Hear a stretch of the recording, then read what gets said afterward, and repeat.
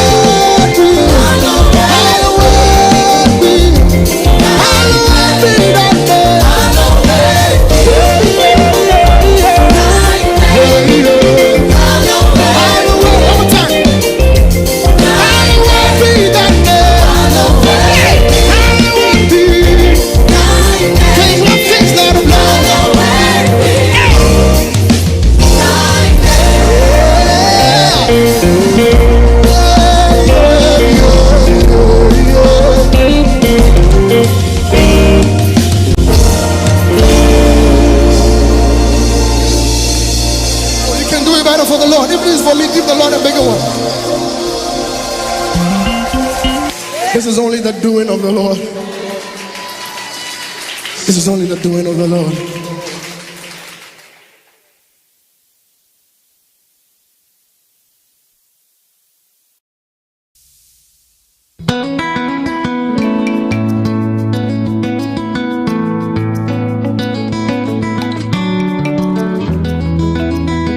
Come on.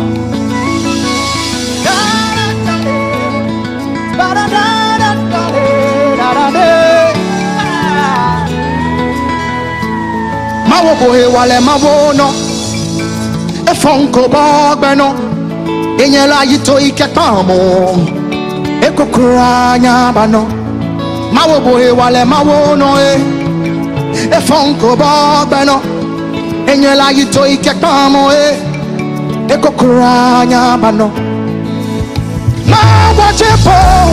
bio shele fenshona shia mawo chepo Maho shele fenshona shia Engela yito ikekamo Eko kuranya bano Engela yito ikekamo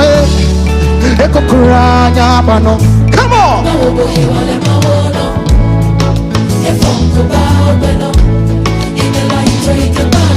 Eko kuranya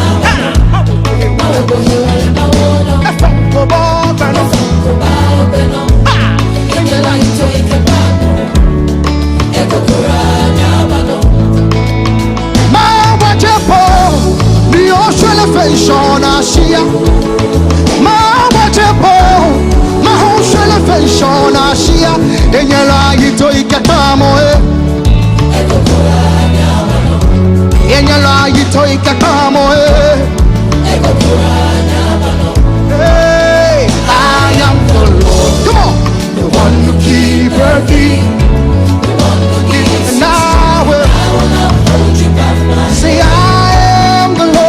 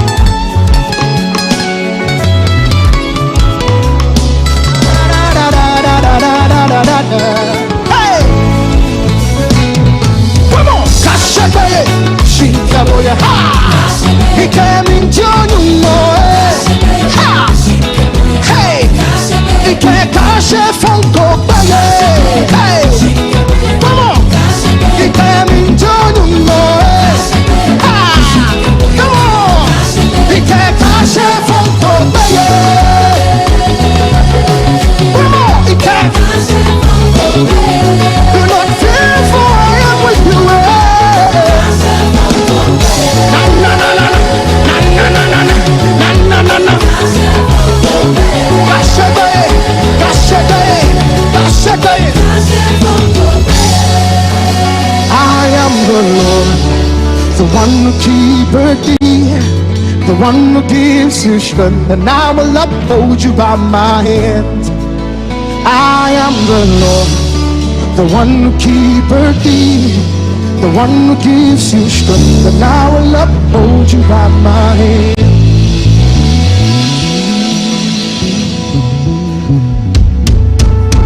Come on, say it!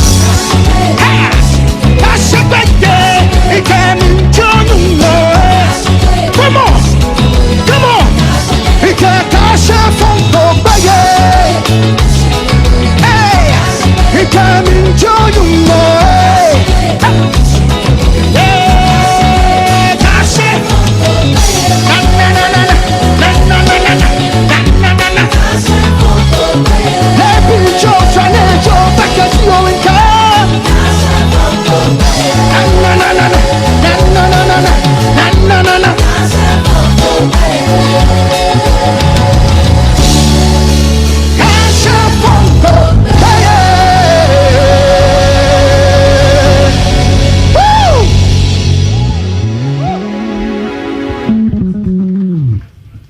Are you looking for a media house for your upcoming events? Welcome to Omashi TV Production Crew, a digital station that offers live event coverage such as conferences, parties, corporate meetings, weddings, and live streaming on all social media platforms. Soft copies of events or production can be made available upon request. For further inquiries, call Omashi TV on 0536 772 262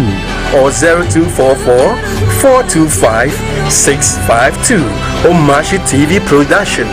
GADANGME Kenisha. Money for John Omashi. Money for John Omashi. Oh, money for John Omashi. Animal Oheku. You money for John Omashi. Kesanko Kobenta. Money for John Omashi. Oh, money for John Omashi. Majoyi, Majoyi. Money for John Omashi. Money for John Omashi.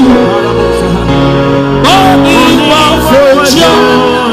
Omashi. Ha! You Majoyi. Many more fair. Hakoda Majamaya. Lift up your voice, come on.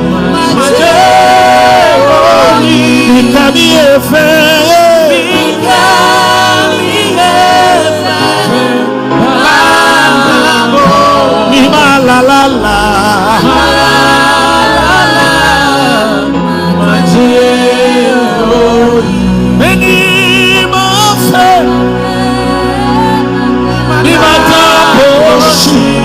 I want to dedicate tonight's teaching service to my son, Tony Ngomo, far away. My son, I know you're watching. La la la. Apostle James, I know you are there. Reverend Godwin Nado.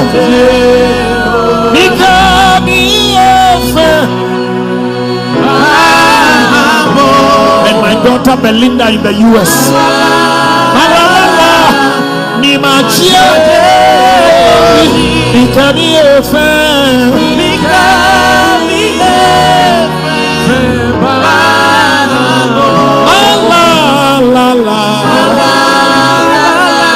I love this one.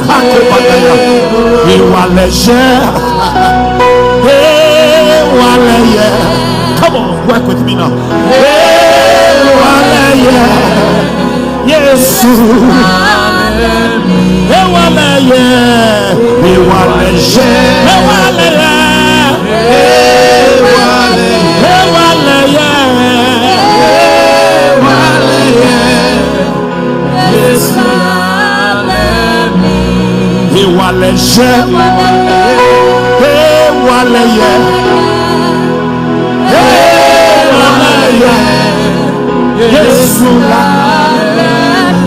Iba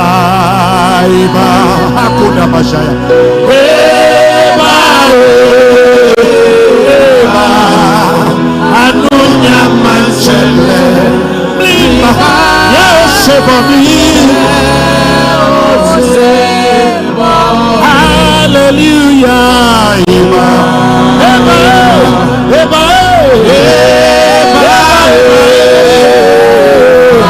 anunya manchele. Manchele yeshebami.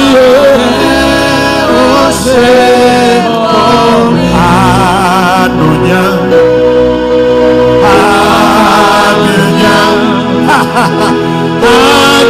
miamwe foflo ejole aba shipon aba bemefe ahechijolo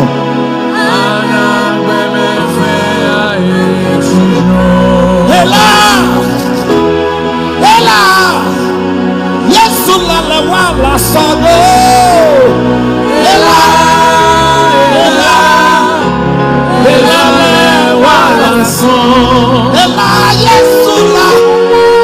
yesu la wala sago anyeme yasumo ya Kristo yesu me ye hawa klashi wajale ela yesu la wala sago he kodabaya ilale kene yeli beble patu bele beble oya o beble shibo ela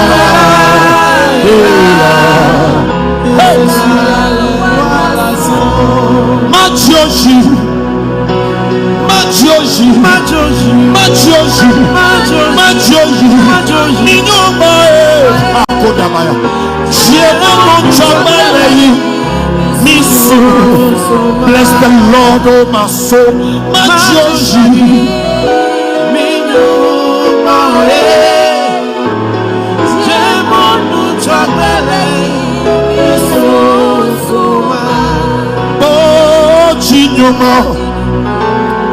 Bojinyuma ni wale. Lift up your voice now. Wobeano. Ekechemo Yehovah yinisisima. Bojinyuma ni wale.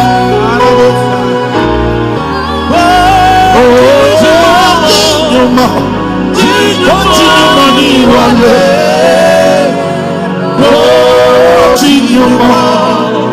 Bojinyuma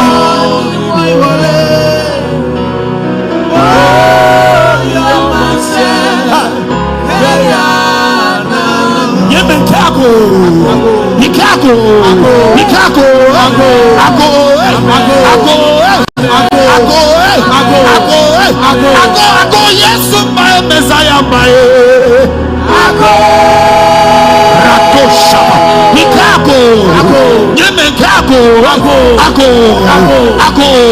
Ebechemba, Manchemia Mancha, Lulubo,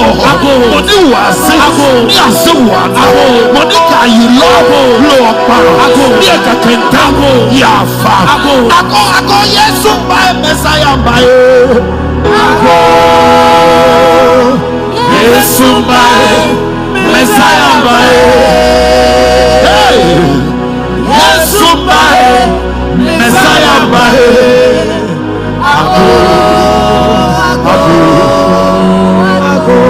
Ikako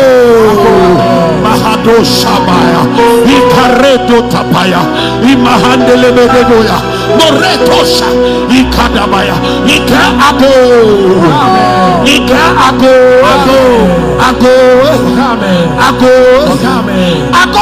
Yesu by Messiah by Mahadabasha Zoke de Brebe Ako Yesu my Messiah Yesu my Messiah Jesus Yesu my Messiah Ako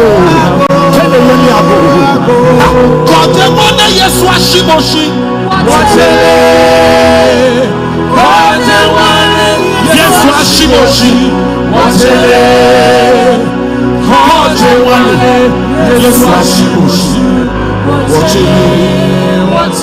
What's Kojemwana Yesu Ashiboshi. Yehovah won jabo. Mensani Yesu Yesu. Boy boy meshishibo. Ekobe. Yesu shia meshie.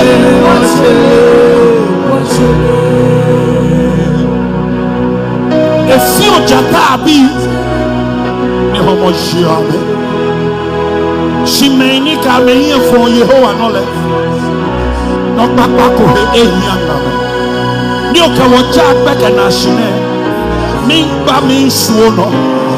Okpa ni ogbala fe ba be ba suo here. Amen. Ka oye no no okojia no ajobo. Ko jebu oba jeye no no. Akpe anyo yo be ku. Akpe nyoma anyo yo ni lejiro. Anyami yo anyami no ebankembo. Ohime keke oke akwe. Ni ona me fonja nyomo. Be anyo ko yin for yo anone. Kuni yeli afe no. Onyomo e ka jilolo ba. E ha no tu yo ke jo tesable. Mbeke na shine. Ke waja. Ke wa wo no gojo. Ke wa kamfo. Yesu ba Messiah ba. Ago. And you know what Yesu. But you have any demo, no fear, no need them, no achieve. Can you scream confidently and arrogantly? Excuse me and push everything up the way.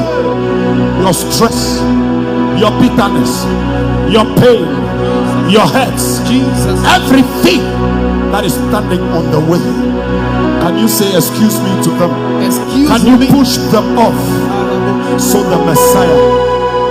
can come forth? Where you lead me,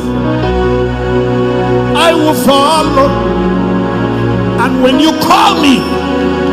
I will answer. Oh my Lord, please teach me how to know your ways. Give me kind.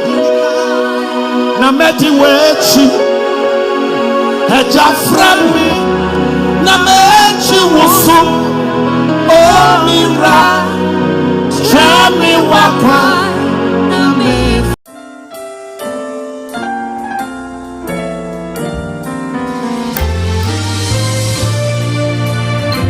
Mene meke achie oyi.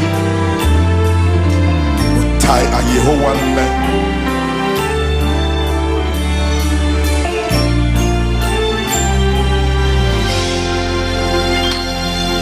Mene meke achie oyi. Tai a Yehovah le. Ngo omumo le walen o hanyongo kejewen ejake minyenge mashe bonisa o nyamsomole tui ape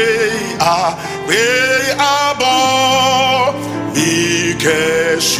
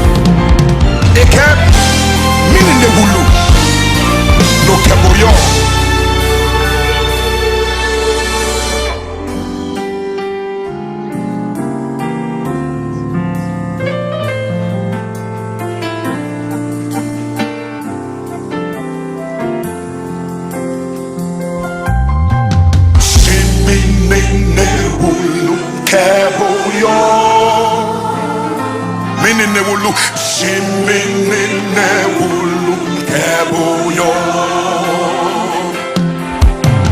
Shiminine wulu keboyo. Oh, shiminine wulu keboyo. Kashegbe.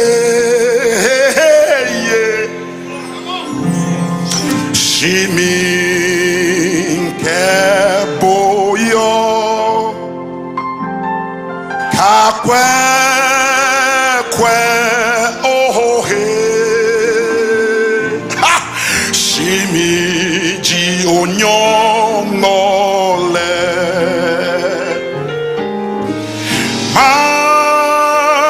mawajebo nima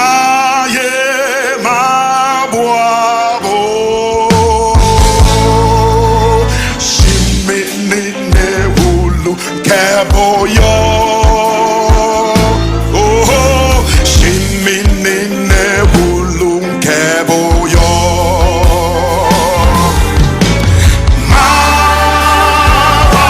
Mawajebo, nimaye mabwabo.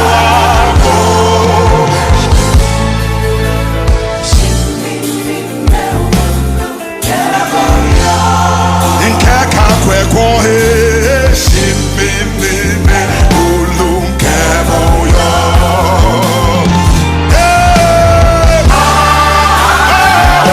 Mawajebo, oh, nimaye mabwabo. Mawajebo, shiminine wulu keboyo.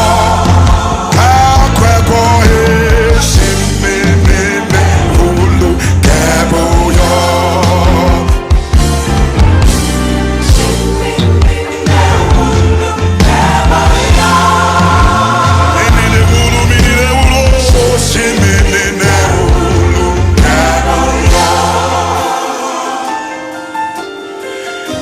keke nyongo damomlingle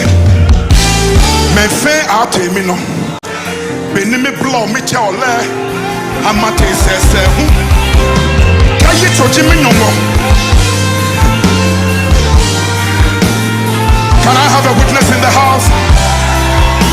Me henye loy asapo afene kenyo modamo me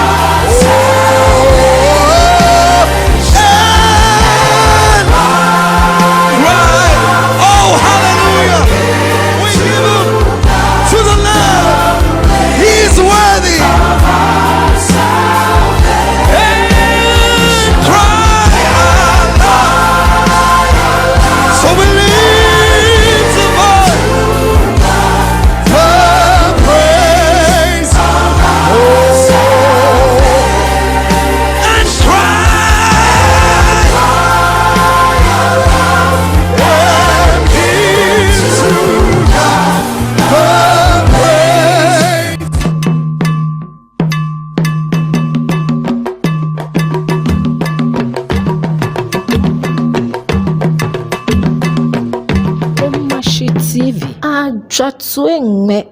Keminshi.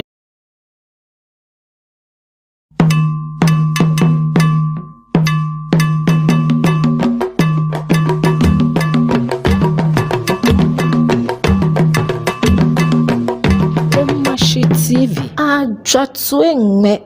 Keminshi.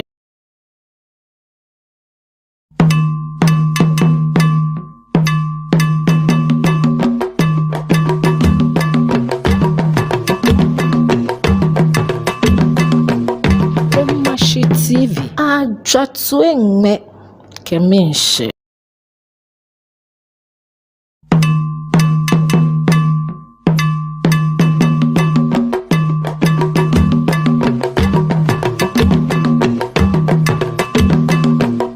Omashi TV GADANGME Keminshi.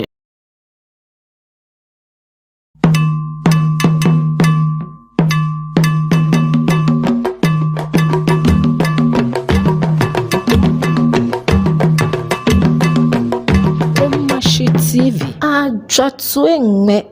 Keminshi.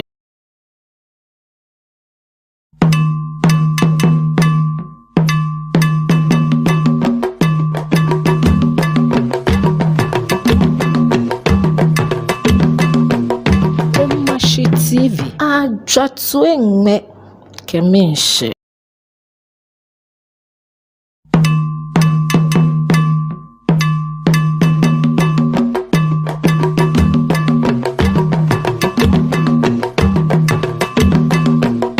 Omashi TV GADANGME Keminshi.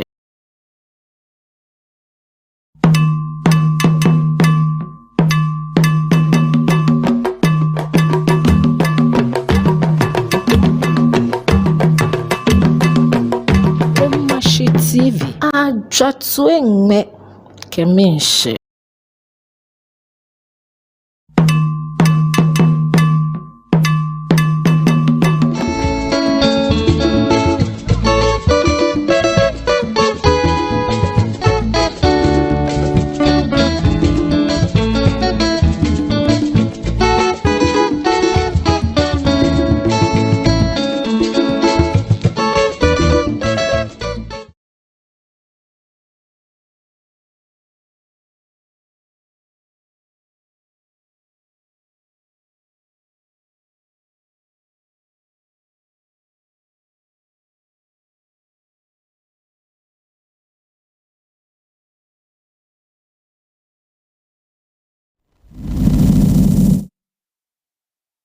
The heart of the city. Waka wadanye tuengbe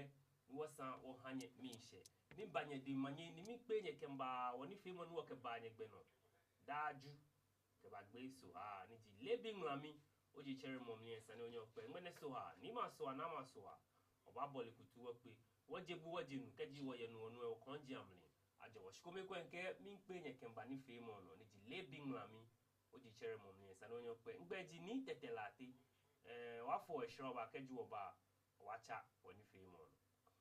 Are you looking for a media house for your upcoming events? Welcome to Omashi TV production crew, a digital station that offers live event coverage such as conferences, parties, corporate meetings, weddings, and live streaming on all social media platforms. Soft copies of events or production can be made available upon request. For further inquiries, call Omashi TV on 0536 772 262 or 0244 425 652. Omashi TV production. GADANGME Keminshi.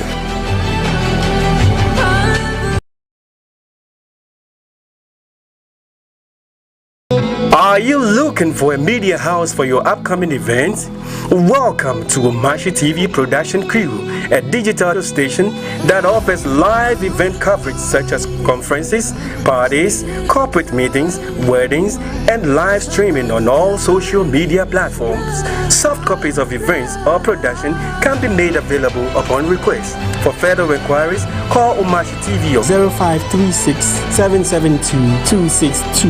or 0244 425 652. Omashi TV production. GADANGME Kamishe. Are you looking for a media house for your upcoming events? Welcome to Omashi TV production crew, a digital station that offers live event coverage such as conferences, parties, corporate meetings, weddings, and live streaming on all social media platforms. Soft copies of events or production can be made available upon request. For further inquiries, call Omashi TV on 0536 772 262 or 0244 425 652. Omashi TV production. GADANGME Kamishe. Are you looking for a media house for your upcoming events? Welcome to Omashi TV production crew, a digital station that offers live event coverage such as conferences, parties, corporate meetings, weddings, and live streaming on all social media platforms. Soft copies of events or production can be made available upon request. For further inquiries, call Omashi TV on 0536 772 262 or 0244 425 652. Omashi TV production. GADANGME Kamishe. Free admission, free admission, free admission. Looking for an exceptional school for your little ones? Look no further. Great Aim Academy is thrilled to announce free admission for the upcoming year. Our state-of-the-art of school offers nursery, kindergarten, and primary departments, ensuring a solid educational foundation for your children. Don't miss out on this great opportunity.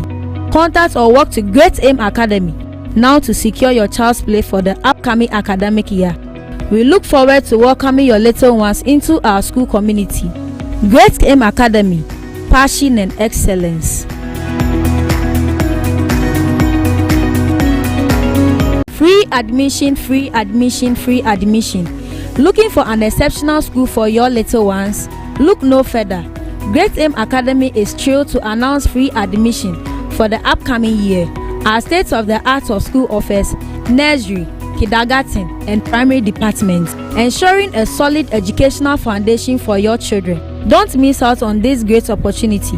Contact or walk to Great Aim Academy now to secure your child's place for the upcoming academic year. We look forward to welcoming your little ones into our school community. Great Aim Academy, passion and excellence. Free admission, free admission, free admission. Looking for an exceptional school for your little ones? Look no further. Great Aim Academy is thrilled to announce free admission for the upcoming year. Our state-of-the-art of school offers nursery, kindergarten, and primary departments, ensuring a solid educational foundation for your children. Don't miss out on this great opportunity. Contact or walk to Great Aim Academy now to secure your child's place for the upcoming academic year. We look forward to welcoming your little ones into our school community. Great Aim Academy, passion and excellence.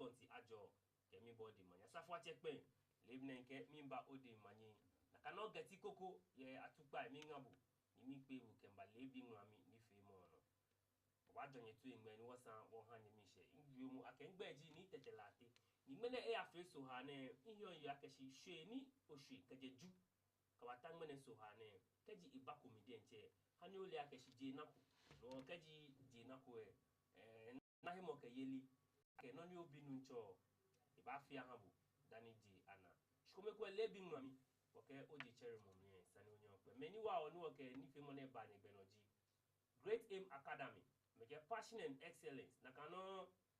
Nasuma School of Excellence. Ifata heku ke JC Enterprise. Lahu iwa ni woke ni femo ne mbanye gbeno shushu. Olololo emi ya keji o hon no kutamo phones. No feno no hon no to atwa ya dafia bo chi obenke wo. Shi mu femo sure akeshi Okay, ke e afi no boni ayo. De boti o micho musu mi pe. Parce no fe sure akeshin. Okay, Food and Drugs Board Authority be Eeshã. That no one what try da fiago. She kole hon to phones, TV, e ko ko mani fatai. No fe no ochun keba no what try da fiago ja ko no fe mommy ye melo. We wo Tamɔ na kan no ngamo ko nya ha Mr. and Mrs. Latin na me kwani fe mo ne amoto ne kenje. Abose ukani amni. To nke manye ni ji now they are doing ku kenklemo. Ji money ba ye bie ye. Ni fe mo ne no. Nyao. Nyane ya fe suwa. Ebo ni ako ke kusumbu. Ojo gba die nche. When I know she you are drum na wo ba she. Ni mi so le won keshin na gba kwa kaba ejake ahunso oji no nitwa wa ha agbekane shi no ni ahun patwa ni asu na ni shishia agbon patwa de kodo le fa na me na twi na me ke drive ejake nu e ku me ke shwe na ka pe data na jeje e ku me na me kolo o ke nu afa pe de gba bagbe no pe choni e bu na Eeshã ne bo ke afi abuna ko drive no na ke o ngbe pote na ke drive o ke ashon bo mo de tiche me ni ya bude bekeni ni amekwe beno ble una meke wonye meke wache ma she meni ya jira nju mene so ane me baba ya na me ya jira lo wa me akomi na ma ya jira ke ba ke awo ni na mo wona ya jira ife o amele boni amba kudo choni e fa me na me ka ma ba she awo jo nya o yiwala don na kano mi bepi keji nubo issue ne ke bia mi igba na Tamɔ gbeke ya ejake gbeke mle me kumeni ame ya kamo me kuma shapo yin ke ame holo he kumeni boden chepo boli ake Addis Abanye kaje no bi pike ne lebi ne ke insumo fi na kan fi gbeke no to bi no wi o chonyo wi e ya bale na kan mo fe mo ni ya ejira lo mo fe mo ni yen gbe no ka fi no ko ni ke se na mo baba shian ife umanye mo yo nyawo be wo ba kwa headline say ko ni woji ni famous kwalo efen ngene nya ba nya ka wa yibe Facebook ni ji Omashi TV ya Facebook nye den chenye na akeshin aloma ke nya ba yimi udasi ake internet iba fe wo problem ni ji keje last week Thursday to ba gbe amoto ni o ba da nu chole shin ake ni le lo ni cho ma me ho me ka me am expert iba ni ake solve ne ke problem ni going forward there o ba expect akeshin no fe no ba fe successful no waji what sanigba keji wo ba ko headline say ku me sajinete no e ma mi ebe niji City News headline say ko ji striking teachers union want meeting with National Labour Commission Employment Ministry reschedule agbonela when suspending approval of new ministers needless niji attaching aji money we ne manye na Akufo-Addo eke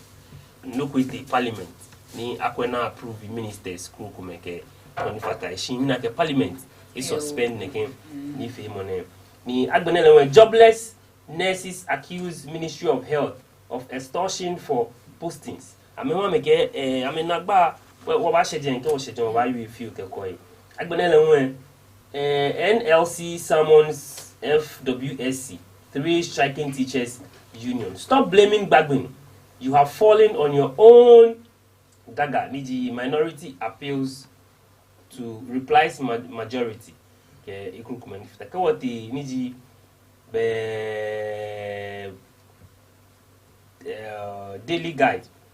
guide network en sajien le baba oji onu ite no keje uchine ke bagiri amoto ne manye ECGB na mengba wona ina ga onwo wa de nche ECGB na mengba wona ni keji nyu akeshi amoto ne ka ba Ghana men ameji benefit o ma nu chumo amoto ne ye Ghana kuma akeshi nye akokane keje manage biete kumanke ni asukane almost about 2 something shwane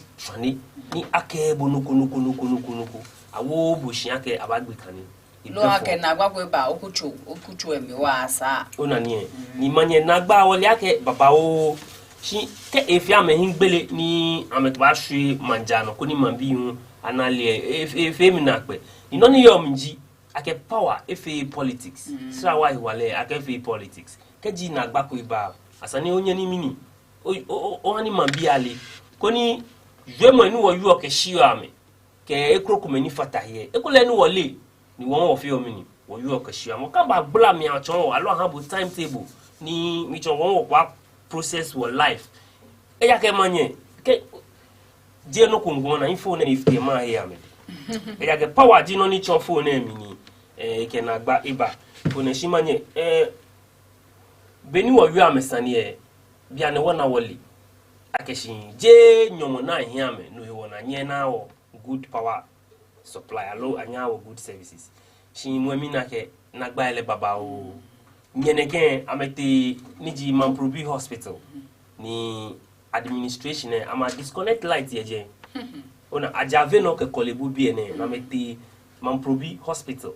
na ma disconnect light yeje bueno ni je na gba yo amehia nyomo ake kolebu hospital ehia nyomo je kolebu bi e ncho Mamprobi hospital ehia nyomo amehia nyomo no administration nya te jeme kenke kolebu ECGB je kolebu bi e okay na me jave no na me te hospital ni Mamprobi nye lebi hospital bananeke but is it government hospital? Government hospital government be kola ake ewo no owie ke chon ake wa gbene je ni amra lo ehia nyomo don iwo na ko be kola aka amra lo ehia nyomo kola aka amra lo yes eja ake keji oya hospital efemi ake ka ke o fe Ghana National Health Insurance no ni ko ya hospital den je wo agbudi awoshka wona woshka ni bibi ku na me hio mi try ke patients are there mi no anya abo na administration e ta me yole ame hote bona finally ako ni bi na ehia o ke she nyogbele ne ke jibo ni agio ke jam la lo edi na agbe ni akewo nyomo e di sra wa wale ke ni bi ko kume e ja ke shi wo ye no chumo he ni ko e wale papa na mo ona e wo ke ju we no chumo ko e na me na fe sani be ke be fe administration e akwajo gba na akwa ke te hospital e ya no ha ten ameshika gbajan to te yo le ha te ja ke bia na Mamprobi hospital ojugba na eje ni afio operation ke ni bi ko kuma fe ni ko te ji wona ke lele je gbe kwa ko te la chamo ye je mo ya ko ko ni ke ko na ba afia bo egbu mo chu emi na ba afia bo we ne me na fe mi agasa na fe na agba ni ka shi ni agbe kan ni na ke ji mo ko ni achi na eje me ni sananya wale na kwele ni ekule machines ma mo no ke ni bi na fe nyemite ba wale ate no jisani ye ja ekule machine na ke mo no lo mu ko na ke ni bi holo egugom na cho mi ke ha le le ni te ba to mo ya te eke ma wala baba ake ma wala ba ma me na kama ke wo ene me sani eje nhwehwe mo no ko na kama ke no amotone wasumo ni e ba batumo be ko ni ehu ni John Dramani Mahama you know a protest against Dumso na a free demonstration ke kuku meja ke ne ke kune ni ewo bo ba ka ke je ni individual person lo mo ko meko ake ma hie yen lo ni ba ta no ni ke ne ke lagbe sawa wala gbe ne ba she government as a whole ji many fi ona kai ona wasumo na mba wa men amehino ni ba fi tamo a sabotage amla lo ni tamo no gbejano to ni kashin amehanu wole eja ke amebokoko niji Yvonne Nelson ke Ola Michaels ke ekrokumeni fata yake ka kwe na hi demonstration ele ambaya noko echin amegbe no amoto ni wokpashi ahun ni wona wole yake shin ECG problem se ekumenji problem e baba ona gba efa mi no san efe problem akebia ne ke wo esra we wale wo he ke cho wo phone sa no podenche achi obukejo dan ekule ko e data podenche achi obukeji ubeshka ye o wallet mi jibu ba mo no nyo hisra wa wale ni ko ye hu ji den che sa no e data le wa chi obushika e wo bia ne shika ne wo den che mi na ka shika afio makala ka da o chi e wo hisra wa wale ko ye kwa 100 Ghana cedi ona we ni cho wo ni wo hisra wa wale je mi pe me kun e me kumo Ghana ma shika population e kumo bode e fale yo o mi no ni sa ne fe na gba ni ka shaka sa na hin nyomo hisra wa wale wo shika ni wo mi na ka fio mba ka chon manye obisa labelin fe ndo ma ka shin ma ya very hard on them shin ina ke sani manu amenshi ija ke amede nje amenye kwa amejiponi mi to amenye kwa ba out na me ke noni pote niji na gba abafon wo hie no wo wa shile na kan shin mo amena ameli ake shi woli ake amoto ne ame transform se problems iba ikumari na kano gas ni ake ameke chuno ameke power michon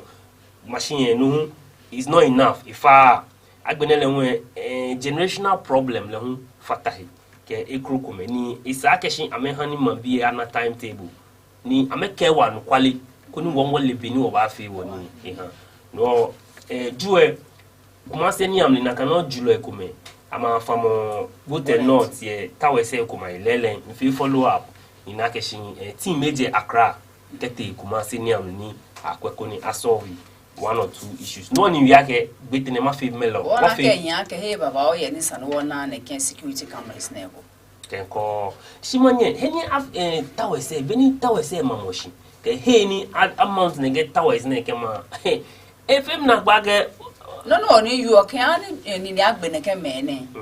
na ka gbe ncho na ke ne gba be ame moko eyan ake e ba attempt ake le we ba fe na kan no ba ko going forward challenge is ba na gba ye hefe ona na gba ele ewo eno fe no mni shimoe pe hardship akemi okay hardship manye okay hardship wo expect ya ga me ba ke wa ke hardship no ke ame ni aje ne ke bote not ne ni jijulo yes because they aje ne gurele ahun lodge la wale manye bepie ne ke wonye me scrap dealers ne ke ekrukum ama ame chona kanu chumo no ame feel very careful eja ke ka me ko na ya mo ame ke ni chonsa ni baba ni iba chono ku conclude easy ke ame BVDs ekome 7 elaje shin wemo na ewe no aba je wemo po ke krokuma me te parliament ni ama mo ame ka me report te ke krokuma SME be deputy ke shin deputy chair ke je BVD so je BVDs ni elaje je ake no pe e shon ni na ke je no elaje shi ame laptops ekome 7 eko be na ke to yo ame ni wonu go na ko undan yo no ake akwa e chuna ke wani ape ni amna na ake chuna ke wumia afosa adwashi na alo mo ko yen speki lo te balete ani abe mo ko ni micho ake ebuo ni bi ahe ame security jugba o minimum ame security jugba no ake serious investigation nakai ko ni akekwe no ni keneke na gbaneba lo mo poteni fe ne gani ne nakai no amotene isi ha directive kwa keshin regional offices isi regional offices jenfen New York Ghana man BVDs na me use kefe district level elections ni jike ha assembly ame return fen keba amotone ame kefen aba ni manya mina po ake eche pochon benama bemni na ma woke ya chuni ensa ni shukwa motone ame report ni chwa ame get the office back no hey na chichinita lo make regional offices ni achichi ita ke ame ke biometric verification devices ne abaji Ghana yemi Greater Accra yemi na kano eastern region yemi western region yemi central region upper east savannah northern region northeast western region ke agbenele nwe shlau miji voter le hu ame fatai koni amenya me ken BVDs na aba offices head office back ni akwedi na ba fi wo manyo kwa kete iba yale hate nakano the Graduate Unemployed Nurses and Midwives Association ame accuse Ministry of Health ke Finance Ministry ake ameka me hia ojugba kla concerning ame clearance ni jame shika gbefangbe ke agbenele opportunity ni amena ake amba poster me na me na permanent job amena ke ministry nyon fe ame bo ame wo modin no amoto ne ame hia me panya manye ame hia me panya ofa no yen story ko ba adafucha sanjiamie 43-year-old father of 5 commit suicide over economic hardship ni achomi akene no ekumase ni ami ni Ashanti region ni wona wole ake wo papa na ni ji mone na afinyo mu adwaka etene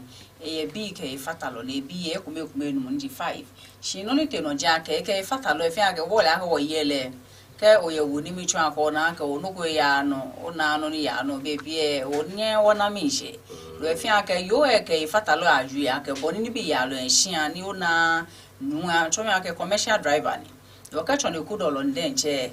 yo na no papa ko ni ya no eglanshi na mi ke bia ko mo misande we ga fata lo tashini ekele wi nle boni sande etele an boni yo eje boni nu e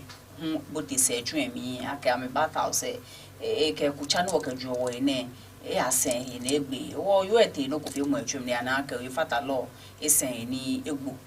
wo besane ewo akucho bi atoi no boni akene ke sana ya mangula awon shin amno ne yo e unke hwe ya keke nu a bi mefuna ye boni amishagbe yanto keni aminewa e ha me e hwe awa keke no ene po efe ni kasemo ayi fe ni yo blanche ne mi kaji no ko ya no pote je boni ba fe lo kenu e ba yu ha lo ba bia kan ni yo e bo chun ni lo ona ewo ene me fe wa bo ni taflache abo ju fata nu kaji nuko ya no bo wi bo ba ji afa be aka question aka to njole eba no ba na mi se blanche na ye hin ewo ene yu e den che hin bo ebo wa den che shimanye ne ke sani ne ona ke nyeye wo ye gbe no ni wo hin wo cho ni nye wo ke nye wi o wo ha nye nchomi ngonye ona nyesa ke shin be wo ha nye cho ngonye ewo ka ji nye ha ni wo ha wo nye cho kenye ke o na fe de tu onogo no kaji nya ni wo inchomi ngo in terms of problem nya keshin mini nya ba kwe bini nya ba gbeno nya ba chon nya ka wo ba yu ni ka chon no kokonklo ja ke kaji oblayo ne e ke chata jouer hejolena ekole ni mi chon ekole bule wo le jouer yan shi ko ma ko chuemi ona ni le yen do ba gbe so sanu bia ke san de gbe lo no tun ke frustration ona bemni ni ekole no ko nja no beni nu afi ole ne mi chona kan ni bi momo ke kroko me fe ni fi ole fe ehien pa no eja ke na ke hefi mo eba ni steady no ko na ke manyi ne ye nye sumo hefi mo ona yo ne omo oji o shisho bi o cho mi manye yo sumo hefi mo no kaji e file fio kupe ina tamo ejele mbe e banaze ona ni mie tumie na keshi ke ubote ha omo ko mie ole no ko no yo aka yi smo e fimo mo ba me fio ona ka nyi yin le na ko atale ko me no ya ko to da ko me no ya shi yo e ta fra cho ba fo itwe ntwa ko ba so ni bi ko me ewo bebi ha efi otomo kaji obeshikapu yo dempo denje ewa akete mo chomo fe na itwe ni fe ne san ma chakemi incha echa efe ne ke bona fe bonu edenje bo nta flache o ngbe mi apele fi o bebi e fo ka kaji shikabe wode wona ni bi tomo ni bi amewa ona he no kamuku ye kodon wo efi otomo yesu mo efi mo chon ona ke ebeshikape solo bene mu de efi o shika bo de pe agbere ka o mu ona shi egba na aka UFA na kai ona no ambia ka chuni lo niji yo bi enu mo so won no le aka sta flat ni bi amiwa nu echo no kudo le nu pore nche nyo ba na ni be pile ho e afio ye akashin be hie kamena ameken ya gbona ona o ba je boni bonu ba fe ni yu e ba na aka ekulo ke shika ya gulo kulo te jolo gulo so bi lo ko e ma mi shibo yo e o kan nu ne hin shikeche ona e wasa no le ehe woni bi kaji ebe ko sanole ke ye ko sanole ke mi ise ya the economy ke den che lo economy efefe na gba yi because o na chon go dolo ni ba na che chon ye ko do afonyo ke aw wo te ma fete no depend o iwe ni ko na e fatole akashin ete nu chumo yi shi be pie bon chon ye san eyi enye ne ba le fulu e ke menum chon ya gbo ne kla ba ta station lo eko ne ba mashi e ne ba den che chon ye fa ja to lai be ede ko anye fatumo shi tempe dani jiana traffic uye mami we kule shikabo ni sane ke ba ele ke ba shibe shoni de malio ni de na ona ewo ngomo beda o ko sane na twi e fata lo ona ewo ene efi example lo ma ke no kwa mo ha o ye fe je nyepe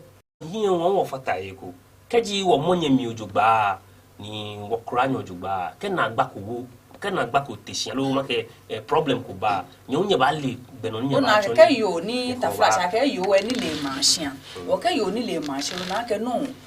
wo fo bi enu no le na ka pe bo ba le bo no ba klo ha ni BP akaba bo na fe na anya na kwa mojugba ona be ni cho shika bo ta flash o ba nwa ke nu e ke ba shin ada na e wo be ngo na o ba ta shin shin to mo no ko no ba fe Eeshã fo no ke support ni manye dabi o ywe no ko ke o akweko ni keji fomo ni manye to be ni nugbo enene Monday Friday afa ba ye aye be ni mi twa ke ko ta yo le musu baba o ke boyo no le ni ami ojugba o ba le bu no ba klo wa ko ni musu aka ba yo enu shi sanenele Majo faro oya aga sane ngo na we wo da ngo alo to ofo nyoma ona no gbo nyoma to kan masmo ye be na mi emi esopi be ni be na mi ni ya no aso je ke yino ba yino ya iwo no ni baba ko le ke efimi e mo shoshi ma chekwa je bo le nchekwa chekwa be bia na leda da shi be bia na be ba tashi ne ko na bi wo mfita na bi e mi je na bi ba pe se ba wo wa bi mfita na bi onu nchekwa na na do dan ko akufo ato shikora mo aje ma ni na no mu ene abido o to finso ni amiele hu na ka no finso le hu acho mi ake residence lo man bi ni oje me ake manye ko ni oje artist le lo apale ni woche otunfo jimoni pa mami ne ni no ni te no ja keke wo nyawo ne ni apa ndi na ma sewa nyako ake ni apale no ni wo ni efe na kanje ake beto woni ntashi ne ekule chako ni sana wo manje ni mitwa mi yo ne nke me afa eku me ko na wo na kamonta flache aye paramount chief ye man mi no sani boju oko yinto afa no ko to moneke ake mo na to na wula ke Dr. KK Sapon atumi ake yin shikawa ni eku man bi ni oje me gbe kan bi ke ake mo fian mo eku ole o school ya mo ruchu mo bo mo de wo sani jo ake yin kale ake sana wo na kan mo wo ka boyo ne po me abi ka amena gbe bo wo sana o chi obenko wacho otunfo shi onyo ocho be ke bonjo ko yin do fi ake mo ko na shin ake wache ose otunfo se tutu ake no ni wonya wo na efe wo efele na agba ke mi fun ake da bi ke boyo fe ne nye ma fe ake ke sana ta wo ya ka mo ni sana wo ni bo to ke me ko afi ko me ko ni atomo ko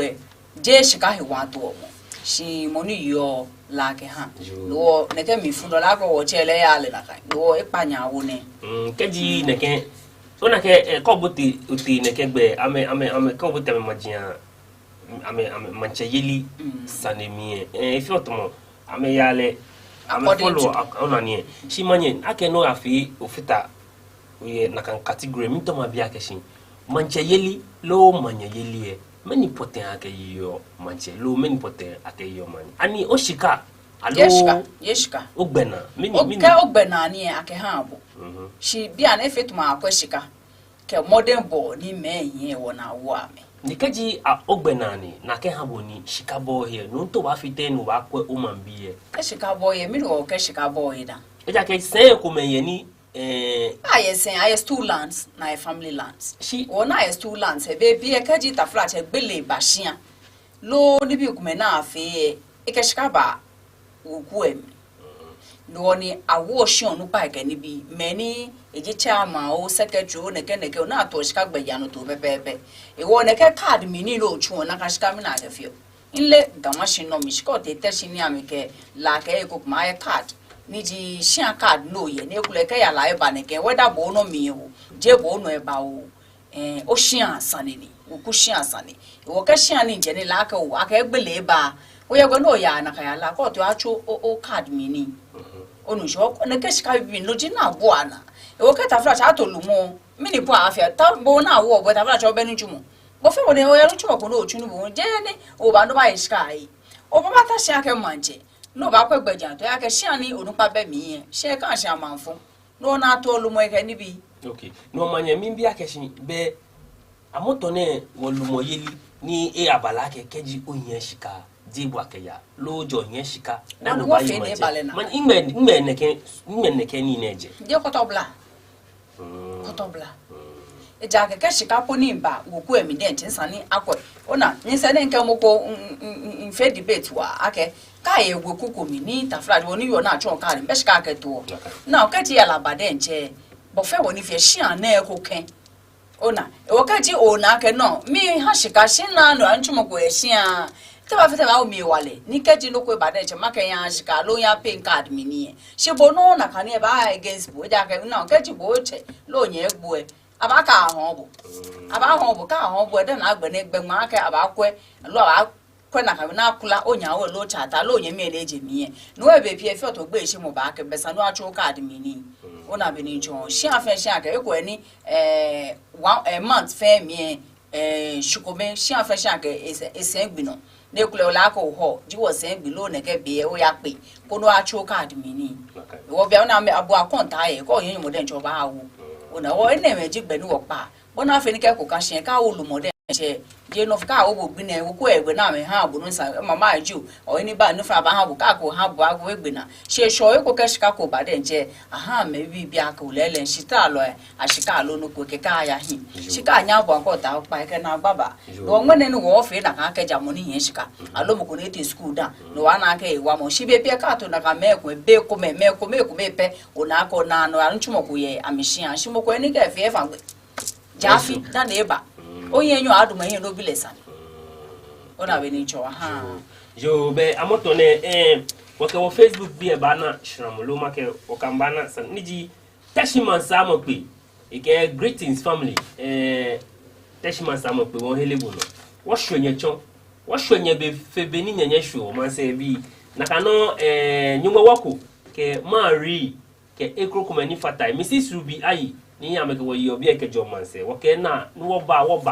ba machine o machine e ba machine no bonke uba logo no ba hisen na do to enme ke mishe na kano na lovi shida ke greetings agbenele on von otu anyemi shida jo no ke o ke wo yi obi e o machine no lebi mami ni fe mo no manyo fa ni yo wolon kwache bene ni achomi ake agbele ni eji mla wolole lo echon mla woloni ye school of University of Legon University ni kasimo ewulu e achomi ake agbele shin ape ni ame me ni gbele na menyo ake mokume cleaner ni ncho ake shin na yo leji mo ni ncho achu mo ni bia e ko ni kula shin an ji cleaner dani ke mokume ko fe ko me ni mo blanyo na 28 years nji afenyo mo enyo ke pa anyo ni la ke mesin fun no pone cha apprentice na e kasi je ni e popo ni le me jishile mo go shina achosele mesin nu chumo mi ekile afe ko na agbe wo papa ni nji professor olunkweche bene ni de gbe ame ni bia ne ni ji be cleaner le be ni de gbele ye pabu mi ona ke wala ngmele ejeme ke tui fan jonji jonle wala ngmele ole sanele aye shimo ne ke mesin fo yen na afenyo man be awe na afenyo man enyo ke pa nyo wa wole mo 30 years ke tui denden me nyuma 30 years yeah wo ko 28 years ke 30 ko ga fata yen fio baba o 58 right ni manye baba e ba pension na ka e ba pension e manye sani ne e yam yakekeji mokofe no ne hie awole enyomo shi ewa wa adi enchi okay e sha me ko no bo sani ya life in le na kan yakeshi o violate no sani law ke ba because egbe gbomo e shi manye wa mo e shishipon no lo han le 30 years pe ke te e wona le pe mo she je ke mo no to an ke te de ba e ya le wo ya ni agbo eye yo ona ke mene awole nyomo no cleaner ona ke le tui fan lo ko e ke ko ma no aba ke si se wi aba ke si se wi yo manye over no o ke ona e wo be ina agbo wi mo ya manye sanine ni ma wi ni ya ko sanine da ke da o ka mi bi o ye shi mene ma chinota ni ma bu mi education free SHS sanine no the tewu ni di national chairman ke ha teachers and educational workers union ni di Ambrose Kwajuza le e acknowledge e wo mi akeshin free SHS e jinuko ni e ba wa shi boni ni bi ya le ha we fit one na ngo mo if it moko na right moko enjoy fi moko e ja ke we mo mi o ba na ke shi keke o kwa many ya boarding school ke many ya day example ji many ya boarding school I mean na 3 square meal a day ni border le day student le ya neighbor shian no ke shi ake boarding school e ba fata free here pasani na kan benefit de bi ana una agbenele we ke ekwe de bi ame ya mi ka me ba mi transport Johnny woman nyomo boni or Johnny woman mi chon school jeke ye Wakaji ameke boarding no ni le ko te boarding school le bi ofun la ke sano to gbejiano no ba school wa class no wo le bi provisions na ha wo no jinu wo fiot ne ke o chole shemi ma biscuit no wo ke bota pa bi be wo fe tea na ko kamilo tea jo tili no ba fe ko fe ke wo nu dan wo ya class iwo jeme gbe le ma jenu shike ba break time le bi 10 o'clock mo fe mo ke ko le 9 lo 10 afi ni wo ya dom wa ye ni obuno yo ke de student ye jeme san le un dom me le wenye ye ko ni aye ko agbene chane hu le un ka ba ye boarding bi ye le hu le ye le wenye ye ko gbeke po ba je ni gbeke won boarding e be pin gbeke anya afi ni awocho le un tie no lo ko na gale ke sikle oyi je ko le ni aho e ke boye lo sumo ko e lo ko ye hia o menemi o chopo se mi o ba afi lo ba yi onu nshi wo kana ka jeme na anya self day student wa na ke lebi ke hwane e ba anya ni enaimi shina o ka je te lebi e ta mi ba shi ane ba ya chone o we traffic meta ba she class low school dan e ka ke lebi pu afi rice water low oats e ha body say le we ba participate ne na ko ni ko na ke manye jeme hu no body say ne ke ame ya hiku ame yes ame school mi no day student le ba ya ni baba iba wo choni iba wo enyo ona she de enwe impe agafe bu ni na ba mi nwe she bought say again more that day because they kejo te kan break time nshika na am sani nka ai ni mai inye ma futu board say no manye ne ke review na ke aba fi ne o suma ke shin alo ba suma ke aji board ona chuchu be nu wo ya school we ni abele free SHS ne ka ha break no ni le ja ke school e wo ni lo ke jo ba wa pure feeding fee lo ka break ka ha ni mo fia mo ye ko bia ne wona le body ke dey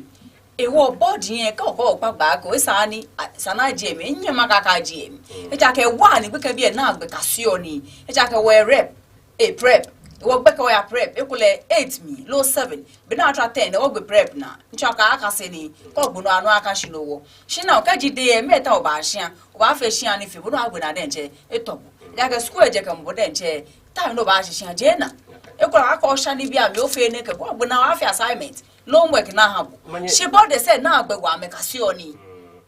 manyo ja ga me ka si oni ne me body say sha ga me ka si oni o ba ye school ni bia ne school e yo chobo wo yi no she bia ne school e fite school gbe ke bia ame wale fe cholo e po yi manye jo so ajo secondary school say ni ba bia ne jo be no ba na la ne Bangkok ti mo le ta se ba la fe jo so ajo school secondary school me no ni na no you bia ne dancing is what is going on in our secondary schools ona no wo ba kwe ka ba fe aloka ke afe lojugba ko ni wo fe won na ise ja ke ne ke wo chene na ewi obe to etu ankeshi be aje board ne ye free SHS mi ko ni benefit ja ke board ne afe le free ni benefit na me na day students say enye na kan but which means free SHS je mo fe mo ji money na ise no ke afe lojugba ka afe lojugba 1 minute o ba fu ase no ba pia ase no ke free ncha board say wan me onyomo fe nyomo nsani dey bia wan wo exactly that be je na ba onyomo ni nsani dey bia we board ne afe free akebe free SHS ake board ne chuchukwu board ya wo onyomo ke board aje wo wa pay yeah o drop that job o wa pay si amoto ne o pay ake fata free SHS no so na ka fata school fees ni admission jo niji chuchukwu se do mo wolo yin niji chuchukwu yes na bala mi achon wa ke o na keke ene odom nege 10 cedi lo nege wole ake o ka bu fe efi oneke she bia ne ana afele na kai wo na mi ake admission no api fata odom no kan lo neke ni lo ni na ha boy ni manyamoto ne research ko ni eba parents every yearly kaje be na start free SHS nyomoni parents boy a provision here money if forward there nje kaje ko shift system na ke ba ne traffic light school na ke ba ne aya red gold green na ba just imagine agbe short ka ba no aya yo wo bi akekeje o your provision 10 cedi po ni within a semester beke e ba hia fair yeah no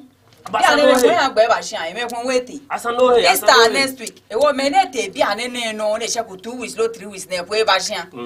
Care by shine, provision near level. If you care, ya know within 1 week, no, me and Lego. It war, but Jano took make a jar to it. Wow.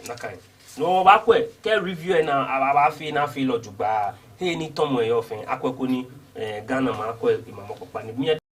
Then you are a JNDC, JMPP, for me, fake Ghana, been baffini, Ghana, Banagbe, Papa, my annual share over for a good over child. Well, I find you while I don't, Tom Benny join you, and when you can you be a fair for a Facebook. Yes, sure, what John, one wash in your chon. No one ever join now. Koni femo afi fair for in your phone is Shlamaba, Kemba, or watch out on Jumon. Are you looking for a media house for your upcoming events? Welcome to Omashi TV Production Crew, a digital station that offers live event coverage such as conferences, parties, corporate meetings, weddings, and live streaming on all social media platforms. Soft copies of events or production can be made available upon request. For further inquiries, call Omashi TV on 0536 772 262 or 0244 425 652. Omashi TV Production. GADANGME Kamishe.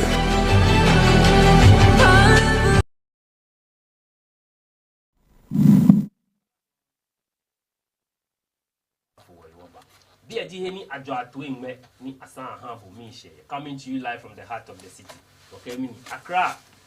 Omashi. Ena shenge Chief Dodu, G money by ye. Be PFA get NPP rep peba ni NDC moba J or 14. Ijo communicate say e be pie ni bi nyo ya chakio. No nyekeki ya wake shoni hune NPP ni ba. Ni mene soha ne NPP level eba. Fair fata eko ni muchumo iyo emu Chief Dodu. Nche. Tete.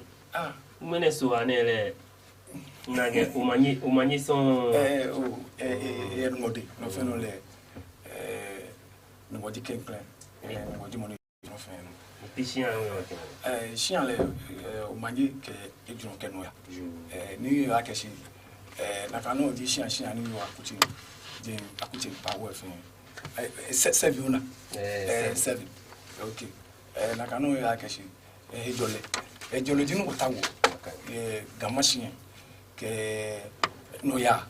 ke wo bi ni ba wo ba ko ni wo bi no pa mi ntuba ni amba to mo me pana ke me wuji Ghana ma na mi fe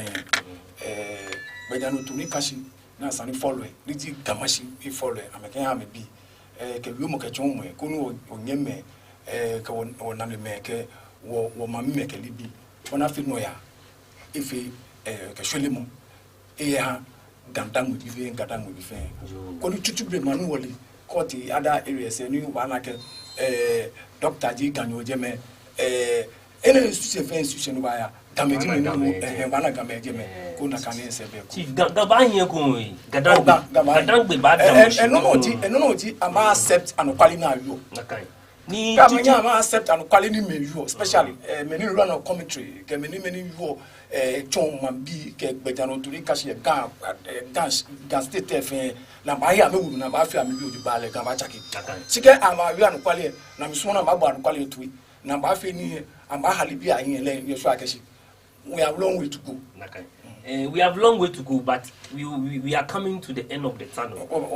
GADANGME sanjini michon ikena michon nagba ni mba GADANGME mi ise ba fu ile noni ndamo eja ke ekome fe mo baba ni kusumi ke ekroko ni fata ni nomi be koneho akedula GADANGME ni ihan ni shwemo ke to enjole ba ni cheme ke meni sake amefe ne ke na mepa fe mo wo ba wo no ekun no Chief gabanyi mi yin himo ke yeli Chief Dodu mini ya no dum so eba nya no wole ake dum so eba Chief Dodu sani e komi pe ka onye egbo no ke wo ka mo fe mo te ko mo wa pe gbonyu o fa dan ma anu manga to ebo yo nche ke meni ko wo fe yo Omashi TV o ke no ma jwa ke dan ko ama ka me libi na ta ya fi na ko ho ni bi me ke ba bi ko nu chuma ya no manga o Honorable Jefferson Kwame Saki la Central PC echu enu jogba ne kan echu enu the boy omode the bejano to yo ne am Abepa Central bi fan and ke Ghana bi fan no ne yo fi mo ke no ne ba fi ke no ne fi ke Eeshã ke mubu ke da wi mo ke libi ne fi ke wi mo fe wi mo ne ko chiki fun alo ke o ma ke ko ya Abepa Central ke Ghana ma ne mi fan e po ye ma jansa janta mo na e po e ska gbejana ta mo e po ye libi store to mi corporate education over infrastructure kedi bi fe ilinu fe no ni ba fe at the right time o ma ka Abepa Central bi fa o wa pa mi fa ke se bi ame fun shiki ame ale ame no ame ke le page mu na ba fun shiki a si leji mu ni ame ri ame ake ba ni site Abepa NDC bi ade ke ha MPP Abepa Central ni no ya lutumu pana ni Abepa Central bi hwe o ke Ghana bi fe hwe o e ke hwe am ko ni no ya fe MPP ke Ghana bi fa no ke wi ne ta obi saniku concern about dunso like I said if any maya no ni wi oji ni what can you buy you know that you not to be ni amalu fu na ba wo ne amekwa akashi amekana kan gbeja no to e ba shu shi Ghana bi ni wo srawai he wale ni wo na ni ke wa ya shia ni wo ke tun wo libi activities ke ne kume ya industries ke libi fe e ba ya Ghana bi the Ghana bi ba nice and you all about politics you do ni Ghana bi fe show ke ja amalu fu ni bad wo ko ba ko ene ke dun so na yo yin e ba ye amalu fu ku me na me ho de e job ni e ba le ni if you dun so ni to na okay of course ni eleke like 30 off na agbe if you dun so na kan wa kele o si no ni o mi ji me ni am ko stra wa ni di ECTB amen wo na wo ya ke tafrache how no wo yo ye wo stra wa le ye bejanu to ni yo na ma me ka hwe shi na ba ko ni se ne ko ba ko no ji gbete ada fitu agudi ko tadi ani mamoshi kakada Omashi to mos 80 fe ni fe ko hwe shi if ibanye fatai eko no ne ba ne mba nye ne fatai ne benu mo inspector akashi am get transformers ke ada nutumo dade ni ECTB sawai wale chomi ke ba wo hia eko me fite wo yo wala akashi si bono no yo mindi asane amebo mode na me feel oya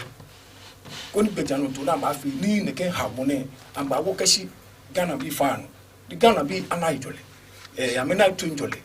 ye ne ke sawai wale harmony wo yo mi ne when ba hin wa de nti do di ne Ghana you fe Ghana you bag akemeni okay water ne ho many for babri costors industries I small industries got team me kuma shana me feel ice cream soap kali bi fe nu ame money ne ji to ma me na ewie ke ni ya ne e gba me na kwale hu wo make ECTB ke analufui ni ji wo power minister energy minister ni ji napo ke ECTB atashi na me kwa hawo kelele transformer say ku di no lift ni and quickly nye die nche Maprobi hospital administration at the Africanemi in Ajave no ke kolebu bi quickly I'm quickly come you sure am a transformer say ku me she go transformer say ku me ni pole nche nani abana ba mamoshina ba fiside nche tafrache na gba woni enwo ya bia mi what do so for 4 years or 5 years o ba pa 5 koni mi go ba pa 5 koni isi bia me fi am no fi yo ya koni bia mi ni ma libi fite ke ma menya ame planning towards nutumu ke ya ke libi fe ni na kan eba at the end because when you watashi ni ko pe afi edu me am mo ti dun so ipata libi ayin ipata industries ayin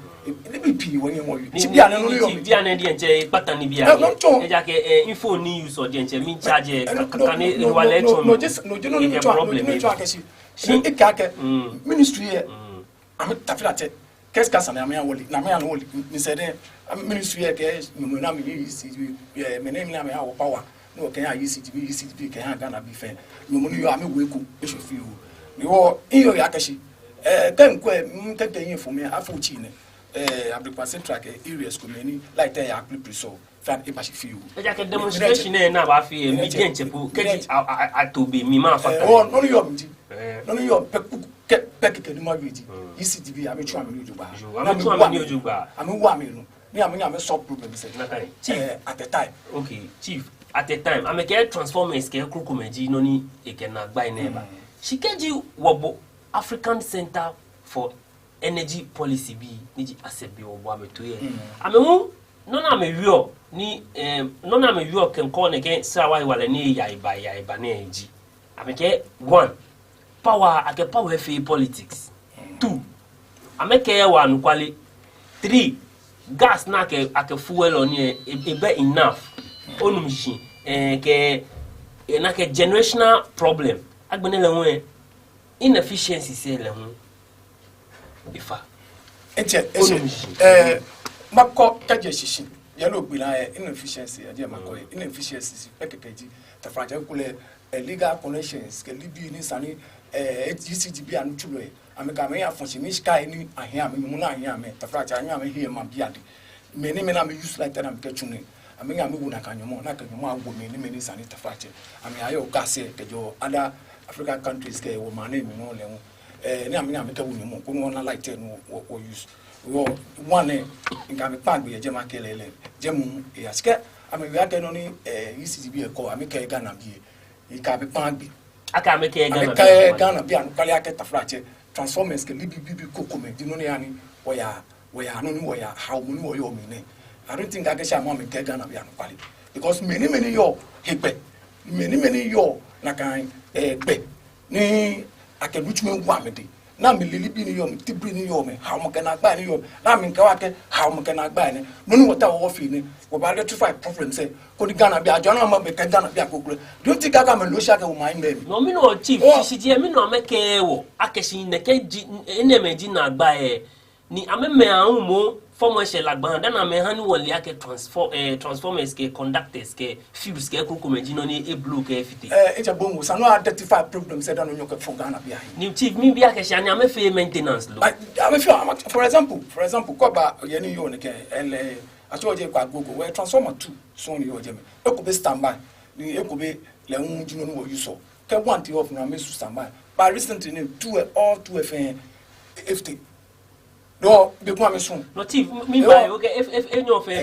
as esa keshi attaching how ni transformers no ni hand standby no te ba keshi nga me pan do ye ekubi bejano to ni ECTV ka amechu ameni na me ke sa wa wale ha wa wo hia bejano to ekuji ani am machines na me ke chu ni am transformer na me ke chu ni am mi on tafrache am ko bukebo na keshi problems elu mi ni problems yo ola keshi na ke wo transformer ni mai ba choja agogo we area aha compare ahun ke be kun ana transformer na je ke blue bele wa na fuse blue aha compare ahun for more than 3 years ni no chief oyo ya ke shin no ni peri mo be pet keji ke akaluchu mu wi ma biade ye bedianu to na lo e bena le ba ni ambassador Ghana bi to the letter part alo to the extent that Ghana bi ba na ke lele am server ye luchu na ke wamri am chugo du ba na me ka fi politics ni ba Ghana biana ya ke wo le na kam no ji wanna light mo ke chu woni wo ke fi businesses ni wo ke woni ya wona wo ke ku o family ke ku pay wo bi a school fees wo ke ku fi li san wo ke fi e ko no job wo ke pay taxes na ka ya man ke fi development e Ghana man e mi fe no ye sure ke si no yo an kwali no na ma me yo an kwali nka ba nke ku me pan si ku mi na ke no na ma me yo an kwali no ni do yo esani Ghana bi anatri no kwa ke no na me yo ake si na twi ke je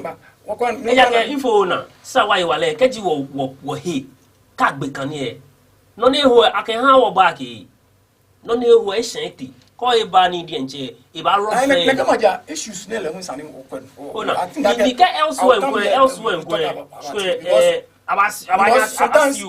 sometimes obana no meter e 100 cities can credit him come be canal me 100 cities fe Eeshã e ka ya wo negative because I go be free problem no track inefficiency sana me ko na me solve the problem ni no ya ba Ghana no ya ba electricity asira why wale ni amega me save wo di ba ko ni ma aye awulako ye Zongo Junction actually akosu atable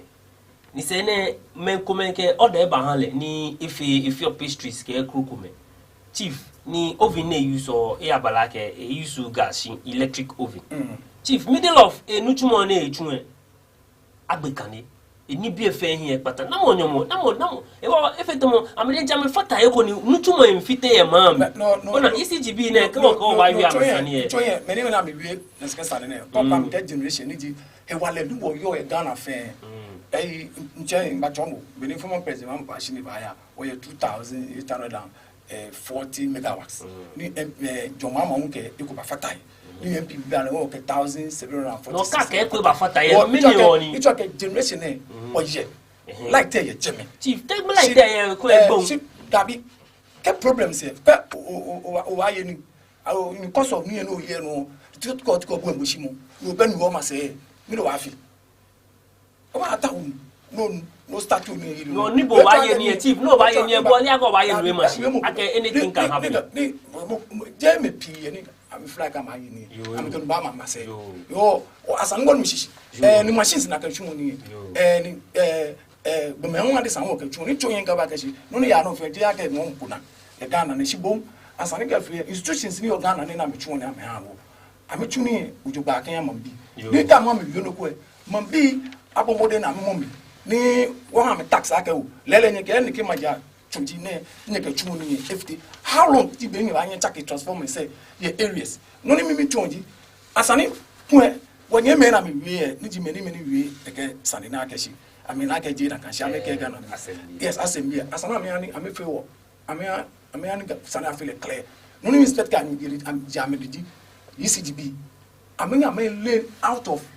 transform say FT within the constituency, within the regions, within the our communities, transformers left here. Okay, what?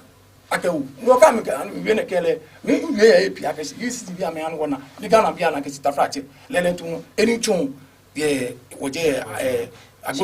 transformer na accept bi ne. We mo ekoye ni JFN ameke ba manja. Eja ke kam ba manja ne ba fit ma me wo ECGB amama no. Ahien nyomo, ahien wapko nyomo. IPP sa ahien nyomo. Nyomo kashi na sana pe ne e bala ke shi ke ame aha me light na ma ho ka ma ho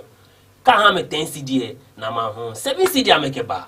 that's the problem management wise the enche problem here no ke ba ke shi nkoke je shishi no wie ni iblame ake dani wo ba nyi ni wo pa ni ke dun so ne ba wo ba pa bi o ma ke shi ka sane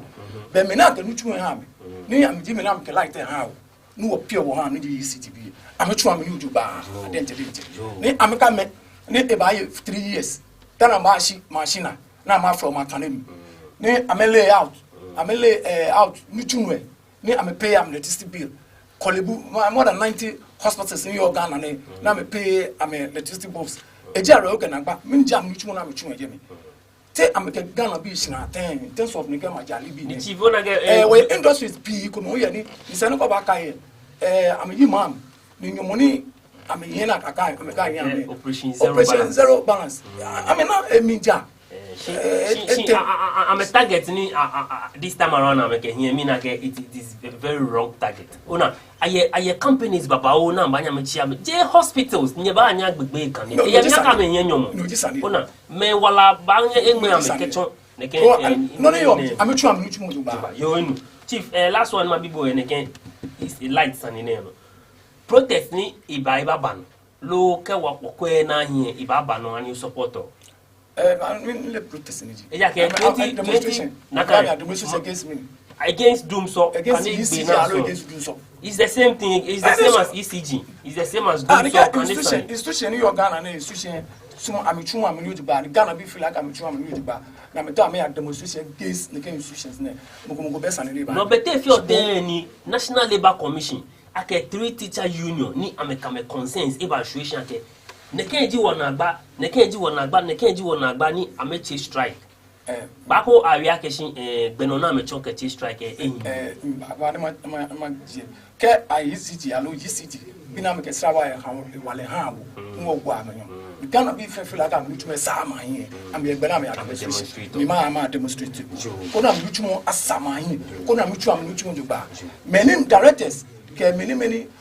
amra fu e appoint am aka ka ma wo je na me tumi am ya wo na me tumi sa amanyi ame aje am je me ko na ka me koko na wa mo je me ko ni me atumi Ghana bi ana sa wa ivalese like what that is one akepia she ban like dane aba me na baba ke wo nugo she bonu no yo binti ame je me na me ko wo sa wa ivale ame me ju agbeja no to no yo ame ko na me aton identify the problem say what have a benefit from that kon wo pa kan problem say am identify ame ba nya mini ame chuwe ni lo anahu ame won sana ma nya no wole ekura ni kwa won yan fe 3 months new je joni yo ne wabanye wachumini wataka bakaye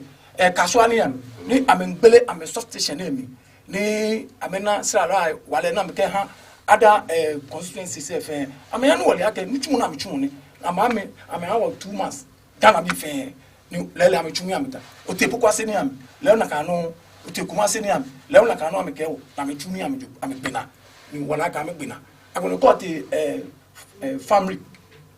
segbene no it call ya graphic road then stop station ko jeme huge infrastructure na me fi ejo le wa me hanu wole no asana ma hanu wole transform say ni yo jakew ke je mene ki ashi ending of this month ne o ba je na kan transform say if ejo fi onu Ghana be analyze na me use am ke free am activities within the war economy. I think that they have a right. They have a right. What Nana do danko akufo ado ke reach approval of ministers Sanekwete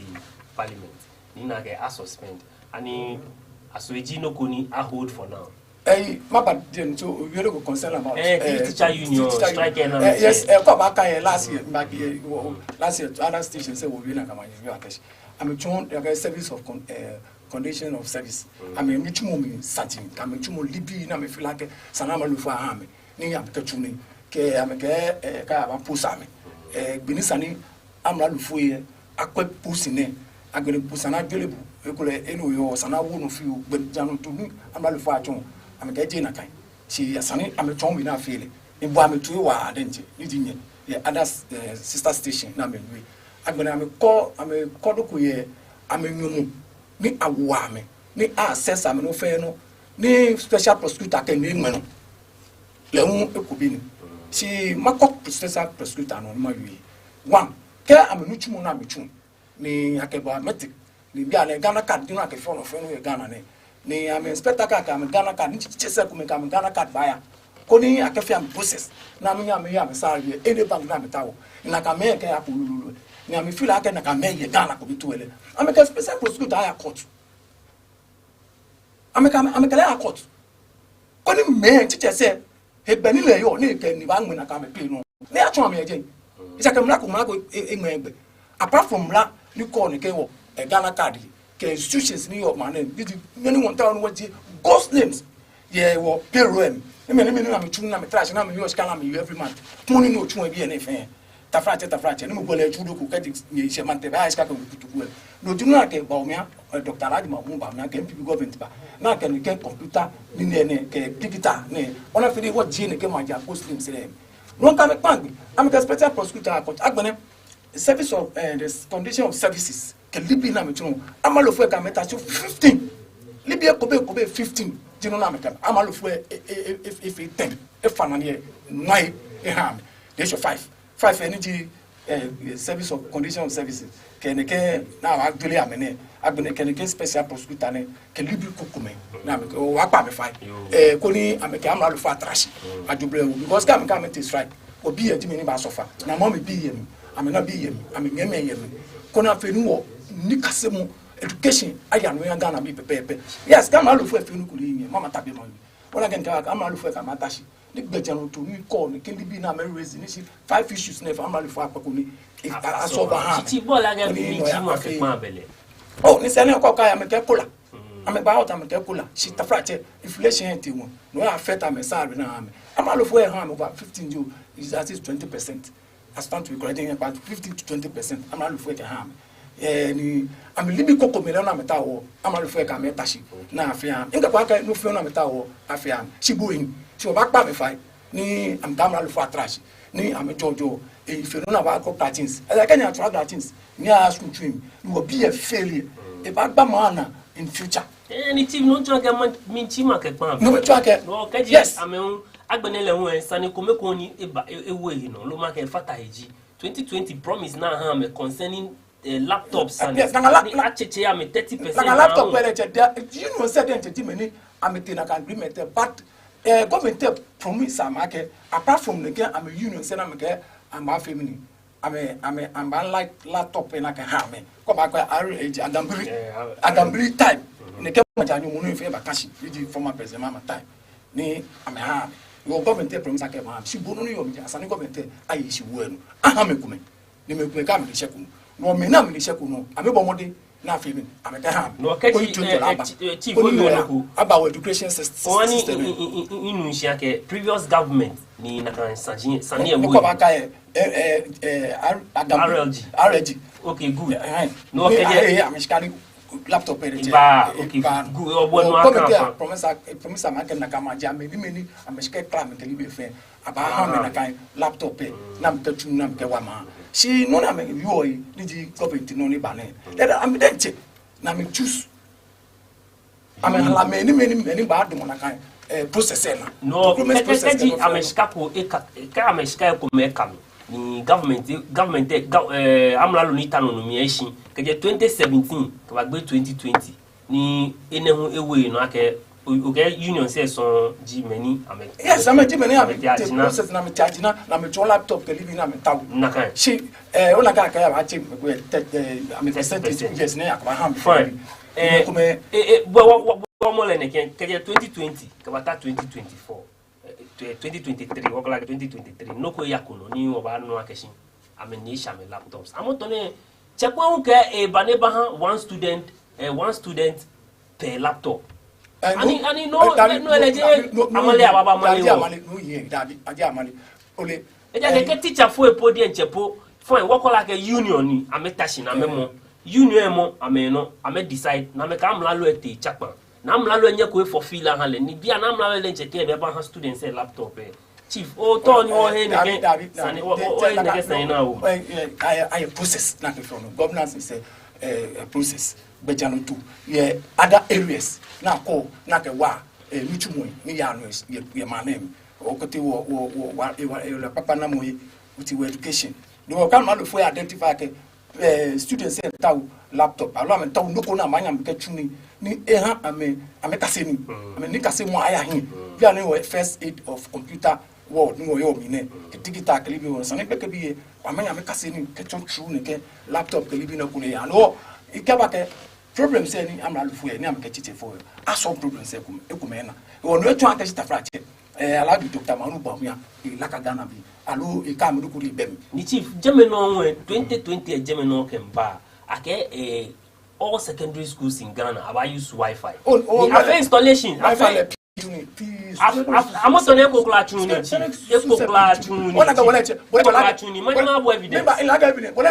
This time, we have problems here. Network. Last week, last week, no internet problem. Last week, Thursday. See, there's no any other secondary school. Chief,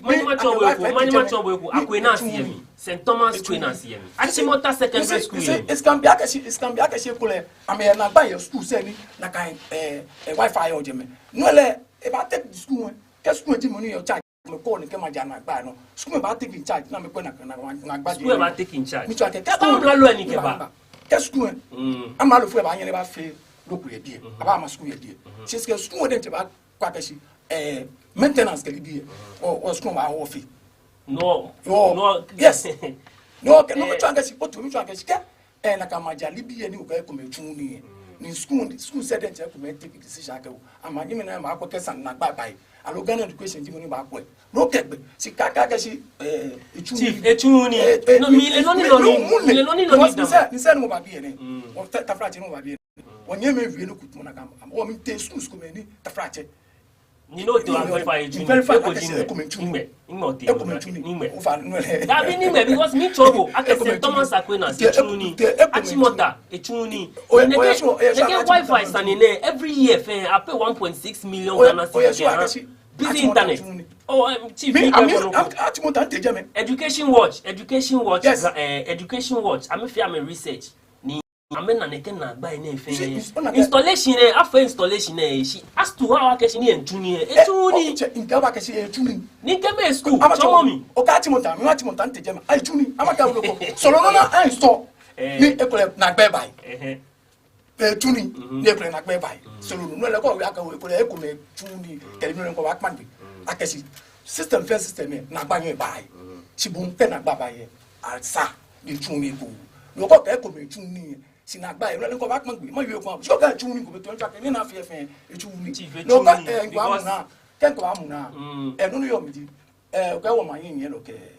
one student one laptop ko aba na gbe no wo yue si o yue concern about wo ma yin yen lo le ke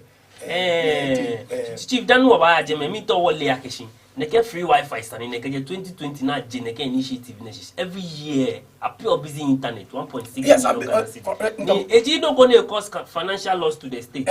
no ni o fa ni ja ke ka wo no ko enyomo na etu ni a cheshi ka ahwe ke o ka etu ni e jame di no ni chief ni che school enyo nke akwe mo tan o ti o me bo ti ati mo tan o te jame mu na verify yo nu we mu akwe what channel nu we che kwachi ke ministers kuma e bani akweko na approve parliament le we suspend no jino ni you see sometimes parliament I'm feel one year I'm a style of being we three arms of governance ekodi any what you was sanjing ke presidency agbone ke parliament I'm a separate of powers and no you di the case ani na fe ni ba na fe ke jinsi ke je ne ke game bia issues na si no ni perimo wi di o ba gba parliament fa ke am a feel like am jare bi ete mo aji mo ni sofa si je ya ke money many akamete kote am fata ha me na beta me lo ke o be me te court the parliament allo ministers ko ni president ka me wu he ni sana me twa me ke wa ma ni o ke president letter ke immediate effect no ta ke be hwia me pra no ka ke na ka me be ko ba sana me ba bet no o che na ka me am to 405 ministers na me here am a ministry of yomo ne am here am a post na me ya post wo no ka na ka me ti ni me kokko mele hu president e hala me e cha me ka me wu he ni sana ma tu ne je na veta me na ka me je amosu je amokete court no na ka me sana veta ko ni me no ka me te court ni ta frache court ka ma deal siko ka na ka me fe o suspend fe nwele je ni papa wo bi ento e fe be mi to wo kwa oti ko me ko dani wo class yan lo ma ke wo wo fe won yake this year is an election year no fe no ni ke na gba baba wo shiki fon ye ke okwe na yen na ka money ba gbo na gba no lo ba chi na ka ni yen wo ke le pe npa wo ba nu remo kwa keshin alo remo ko yan na che EC parliament ni ke report ko me ba ni ba je na esanji ko ma ye BVD se come 7 ni laji ya me office ana biometric machine se ni deputy ke ha EC le un e ba wi akeshi je BVDs ni laji si laptops ni laji you see when get sanene on ye me ndisi bia jimi ni woro ni on ye me ndisi bia ina akeshi na bi na me ina bi ni ma yele amina Ghana bi na me Ghana bia you see all lose election okay libi wo ma titi abi ko do call lose election mo le to la call lose election na ka wo mene ke mene fi beni afe ba metic beni ama fe assembly election say and yisi me yisi je mi yu she anu kwa no yu oro bi mo ma yu yisi ke ne ke BBC ne te eni aba fe mi aba ngama agbe wona me ka bi na pe sani regional director say amekeni aya back to head office so na ba ngam gbe ni yisi e ma letter ko ni ma letter e ke memwe ke ha all the 10 regions many na me no ba kwa kashi ameka me no aba dem na me la kashi regions e ko me no bako 17 8 19 is it 21 CJ 17 chief mimba no you obi ane bako dani EC ha directives akesha ke machine say na ke fe district letter I dem if na school she me try get in a letter she me try ba ko ni awo san ni na yes no go she yes ba ko dana me ke ba ko dana ni chief what call like laptop am ke letter ba before then I would ke san ni but chief what call like she ake biometric verification devices ni laji ni deputy chair unke biometric BVDs ni laji she mon laptop no me bi ake she if work like a laptops ni laji and yasana tashia ndi ona ke tun e wake o isu se ko ni o Ghana asana me bombo de ame fi Ghana ejo alu ame ke Ghana ma bi ayi anokwali se gbeji anu to di na e ke ma ja libi ne esa ni baba no ke se election ye ni mo aga ka ke mo ko tori jule ko to ni efi ebulele mo ko to ni eto ngbe ko ni ke win election davi am kam yo se ni ke ni ne cha sana man Ghana bi ale jamais on voit les actes stafrache ne que laptop ni la dine et en fait il ko lesson ko kra ko laptop say I hard drive see me am la chami ya ga me ke no le ko la yo no ko ni mi jo ake jowo ala ga bi alin ke ba ke shi de incident am ke am lap ndi ga ma ja libia la ka fe biometrically bi na ma for almost 21 you know me spent kenje then which said in Africa man when you made this be on 7 I'm going to use you care that be dear. No, tell me, Ghana be back. No, what electoral commission be fine. Need you won't MPB on more election say. Was small no go have they work by election say. You say me, what beaten this be a hound down. Go, I shall make that policies and programs. Policies and programs. Policies and programs. That you work 2020 promises near fair policies and programs. Promises at home. Promises. Ni kanya fedi enche kanya fele ani ete ojuba ni ka one village one dam akwa dam se kume oto ana dam after 25 to the airport dam ni no fe pe no fe pe na me me ni do oni epodi enche am seen get dam site na ni 5 ntuni ta frate 5 enemy ntuni je make ntuni ni sadamo ya am le ama feed ma no ni sale ma bi nda sha no for ojuba yes take me ka wako education podi enche is a problem I don't know about health kaji what they not doing ya sa ya am any work ya sa nya ke monitor here enye fe enye ba enye fe ya gbale won e o fa le bo tori ake am lo fo ni yo no ta frate nke to akeli bi fe yin Ghana bi fe ni no ni Ghana bi fe ta wo amidation Ghana bi abo titiri abo na meta wo mutumu ke ada strategy strategy ambition scope ko yin foshi do statistic fast and figures chief indications ni ba is negative na indications all sectors indications ni ba negative it's not appealing when you talk about midwifery nurses and midwife association I'm a clearance school ke agbonele wen opportunities ni ministry and nana sana post am a post am nye kenye banya anu chumo femo allowances ke boy chief no wa baba wa how many nurses trash over 80,000 nurses trash okay me here me fe wo na ku fa do ba 8 years na ku fa de ba no ba 7 years 7 years nurses ni ametunu fe amwa ala o e hwe 2020 nurse fu e ko me baba 2023 ni abaya because me neke ibiyo e school na ku fa do regime bia na etuni mutumo le ba to ya kenyenye o kwa mu na ko na gboyo mo ti ba me na gboyo mo ina gboyo mo ni ba mu na ni bongo madabushi when of justice to to la cha si so la cha ni e ba mo table le fin si ke me ni ko fe especially Indian educational minister ni di honorable Dr. Educhu makpalify e bomode de ke teachers union sa trash na me so because e tunu do ma e tunu le tunu ko ko na ike na Alhaji Dr. Mamunu Bamiake e bomode ne ke la fe reanimate yo bona fe no ya tunu ni ke fun yin ta frate enye tunu ke Ghana bi because Dr. Alhaji Mamunu Bamiake a baneba with taxes, and me pay for 120 years, 30 years. These are the issues in what I'm gonna be from Mokoleva was like I could go kitty, the work with David, I only Dr. Latiman, Dr. Bami, only Muke, a Fonsikiale. A part to me, to be gonna be, to be gonna be like to me. Don't do it while I don't. But Dr. Mahmoud Baumia. Emi no ni makeleji ke no ko fi mo efi e ka many e na mantle alo e ba win power dan efi e get e level ba je ejen e kru ko mini ba 0 efi dana fon shikie no chief ko iwala don e onye iwala don wo ba wo e no ni wo chike benke kusumi ni fe mo ni ji na o de ade ku kanklen mo ji monique baba nyegbe no gbeji ni tetelate. Are you looking for a media house for your upcoming events? Welcome to Omashi TV production crew, a digital station that offers live event coverage such as conferences, parties, corporate meetings, weddings, and live streaming on all social media platforms. Soft copies of events or production can be made available upon request. For further inquiries, call Omashi TV on 0536 772 262 or 0244 425 652. Omashi TV production. GADANGME Kamishe.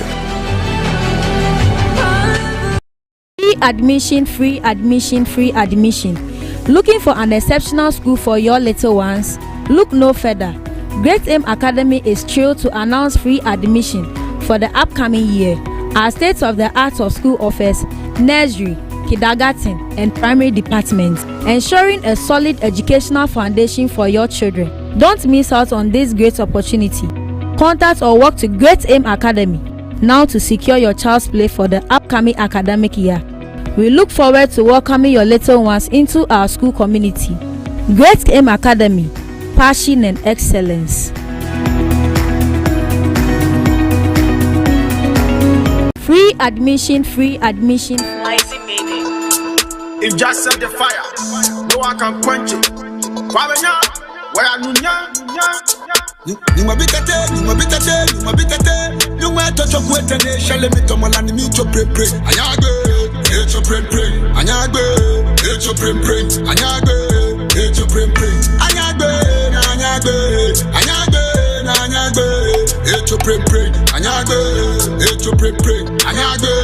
Holy Ghost fire, it's your pray. Anyagbe, Holy Ghost fire, it's your pray. Anyagbe, Holy Ghost fire, it's your pray. Anyagbe, it's your pray. It's your pray.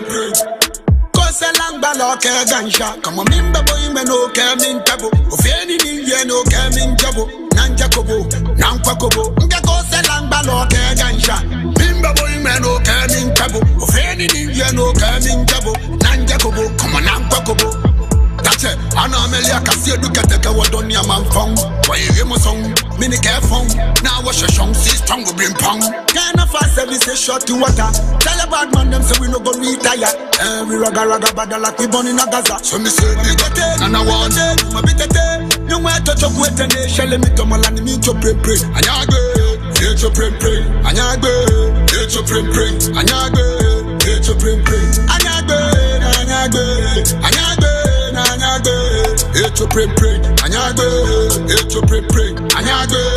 Holy Ghost fire, it's your pray. Anyagbe, Holy Ghost fire, it's your pray. Anyagbe, Holy Ghost fire, it's your pray. Anyagbe, it's your pray. Mashiya mami jendung mukase wana meshepa kwesi indung meda wana mununkum fidi baby asebeka tabi sumsum yeso moja na tuntum miji na kuse kumfum muti midi ya fumfum you ma bitete and I'm like Holy Ghost fire you pray you ma bitete you ma touch up with and they shall let me to Malani meet your pray. Anyagbe, it's your pray. Anyagbe, it's your pray. Anyagbe, it's your pray. Anyagbe, it's your pray. Anyagbe, it's your pray. Anyagbe, Holy Ghost fire, hit your brain, brain. Anyagbe, anyagbe. Holy Ghost fire, hit your brain, brain. Anyagbe, anyagbe. Holy Ghost fire, hit your brain, brain. Anyagbe, hit your brain, brain. Holy Ghost fire, hit your brain, brain.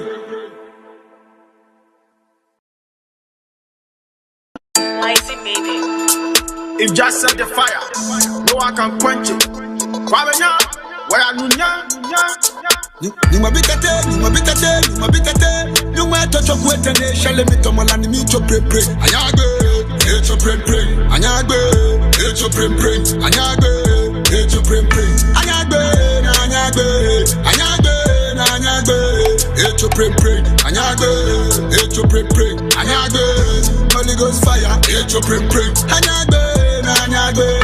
Holy Ghost fire, hit your brain, brain. Anyagbe, anyagbe. Holy Ghost fire, hit your brain, brain. Anyagbe, hit your brain, brain. Holy Ghost fire, hit your brain, brain. Cause a lang balo ke gansha. Come on, mimba boy me no ke min tabo. Ofeni ni ye no ke min jabo. Nanja kobo, nankwa kobo. Nge cause a lang balo ke gansha. Mimba boy me no ke min tabo. Ofeni ni ye no ke min jabo. Nanja kobo, come on, nankwa kobo. That's it. I know Amelia can see you get the what on your man phone. Why you hear my song? Mini care phone. Now what's your song? See strong will bring pong. Kind of fast service short to water. Tell a bad man them say we no go retire. We raga bada like we born in a Gaza. So me say we get it and I want it. My bit it. You want to talk with the nation? Let me tomato. Me hanyo jeko di mi banyedo manyehun kenje cheme fe ade. Mene soa ni masoa na masoa ke shene ke be ne ni ba isempe ole aka kusu ni fe mo be she ko be fe be suma kan kan ni bi papa abanye fe no ja ke be bi me baba o ye na gbai na mele bo na ba chon ne ke na gba ne abaye ni achu eni aha me na me sane ehi to pepepe e no ka shene ke be ne be nke ha na no bi pa na ba ni fe mo ne no ke ano no sane ehi to pepepe mene kusu ni fe mo no ja ke eba fe so di kokura ngbeji na odi ade ku kenklemu nke ncha asafuache ni ji enyu asafuache penye asne jonshi ni ko lai no mi be fe bi elenke yo nke be ne je be fite mo shi be yeli ni jake no ni teni wo yo es na mo na pa wa ko nu ngwe ko me mi den je nu ko me e to mo wa is condition no pesa no lo dugba ni ka jo atumo wo wo eche ni ashitete ni eji okunupa yenglish alata ke amomole fele no acting chief ni ye amomole no mo fani on board manyoko manya blawo fani teshin abi fe fe ye jo fele de oku e fe na kan agbo fe yo olugba bede yo no ni ani nke bede ko e mu ke ile da anyu mo mi ya lo kwale mi e tu oni ha ni bo adesalo chu e to obodo na kan yo cha safaje te oku gena na fe yo te yo adu o fe mo jo mo ken na bo ye kenye wonda ni mo shake e bo ya wa chile o chile afo yoku wona wo ye kenye shida preji o krenye bo no mene ablade abi icho no ba we ji ake wo ke boshini ja before back a will ma ba ye ni ashini bi aha me no ba na ake ana abo ni fio na ke boshini ni aja aha me lo be pie keke wo ku ka me wo mi keke bi na shi ese efe na gba ha me ba me nye cho na me be ko na me ka me chupu ba to e na won che bi ene ake efe wo ku nu gba ni ehe bi orugba nwe san wo kala aba ni fe mo ne no ona bu na yu ni bo de che ona ko hime lo nu ko to yo ma TV no won nu mo kenkle mo bi aka ke boshini nkura me ni ji boshini yo kenkle ba nga to ebolo e ke gba ni bo wo to ke GADANGME fe agbere ke gamashi denje asiedu ketekle odona mafu na ma na te wo tufu na wo le pa le fure game ko ka menye o na ni ko ba mo ye ba mo se wona ke yo lele mi ji boshini ji bo na o de adenku ke asafu achepen ke mi moni tashi ke nche to mo ble mabuti akone sana fu ile ka wonu mi le je maye man Tommy, I form in that woku ewu mi gbe adomo mi ajo mi asole mi ewoku mi iye woku egbe woku esuke ba fe no yin etumo nu chumo na atun na ibo soja lo police ayibo je no woku ehemi ewu wo bia be na form ye lakukuru mi inye inche ka enye Goku enyo ne ama mepe na wo mi gbe na koshin agbe ke woku gbe na ke ni no game bu abake moko ni ma wo moko che ma wo moko ni ma wo moko ni ma wo menu ojimi bo yo ojibo info bo fo bo na afia ni bo yo fo na ya wo bi legbe na kan no chese kenye se wo gbe na kan no me mu se mu na ka fio wo kan yeje ni bo nani ishia ekopo makoshia ko shitade to woni buble maduma sine kan sapa treni yo kan ni bi koko e ke ta flache isha mo pulu tete poni yo ni boni shie na kan ye ya bi ke gokude mo to ba na afọ goku wo gbe lo ye woku egbe bi abedi nyugo yo wala no ko gbohun e chese ke woku tashi na na anya agbafu obu do bi ro eto mo gbomo na egbo na pe yo inflow na wolenga na egbo do pe na kan nu e na egbo alo yo na egbo e je nu e no do je yo no do e cho woku no wo bo yo e o ba boy shi o ha mo na jemi e woku na kanu gbogbo nu o ba boy shi o ha mo na egbo e chese woku ke jese woku shi chese ke woku e fe mo ni yo e wale waji chese de ji chue wo nye se bi bo de je ko kele na ke bale oke o lile ye na shiwo ba pe ke chese woku wo le ke bo shi ni bi ne bo shi ne ka fu watan e ba woku e de bo ni chona ke fubu e na kanu saka chona ka gbeja no to ko shi je no shi no ku e ko na tu ni meni sa mi ni ake ha me kenkle no ke ofe shaman show no ni blofo chole wi le mo de je ko na fi ole ke ojela di bi efe ye wolo yin ni bo de je me no yo wala mi ofo ta o ta wo mo ko po ba do mo na cho ame executors utawo mekume ekwejo woku mi bo eko na na eme ni ameke bo yo joba no le suka me bana me yo omo ame ake wose kembe ni bi ne ye domo ashinye ke ha me ne kemene ti je bi de che ba te patapa no ba ke nche egbo e wo be le ke property ne wo no ni dabi sake woku aja hanye ne fe jomo take bi na afobo na jobo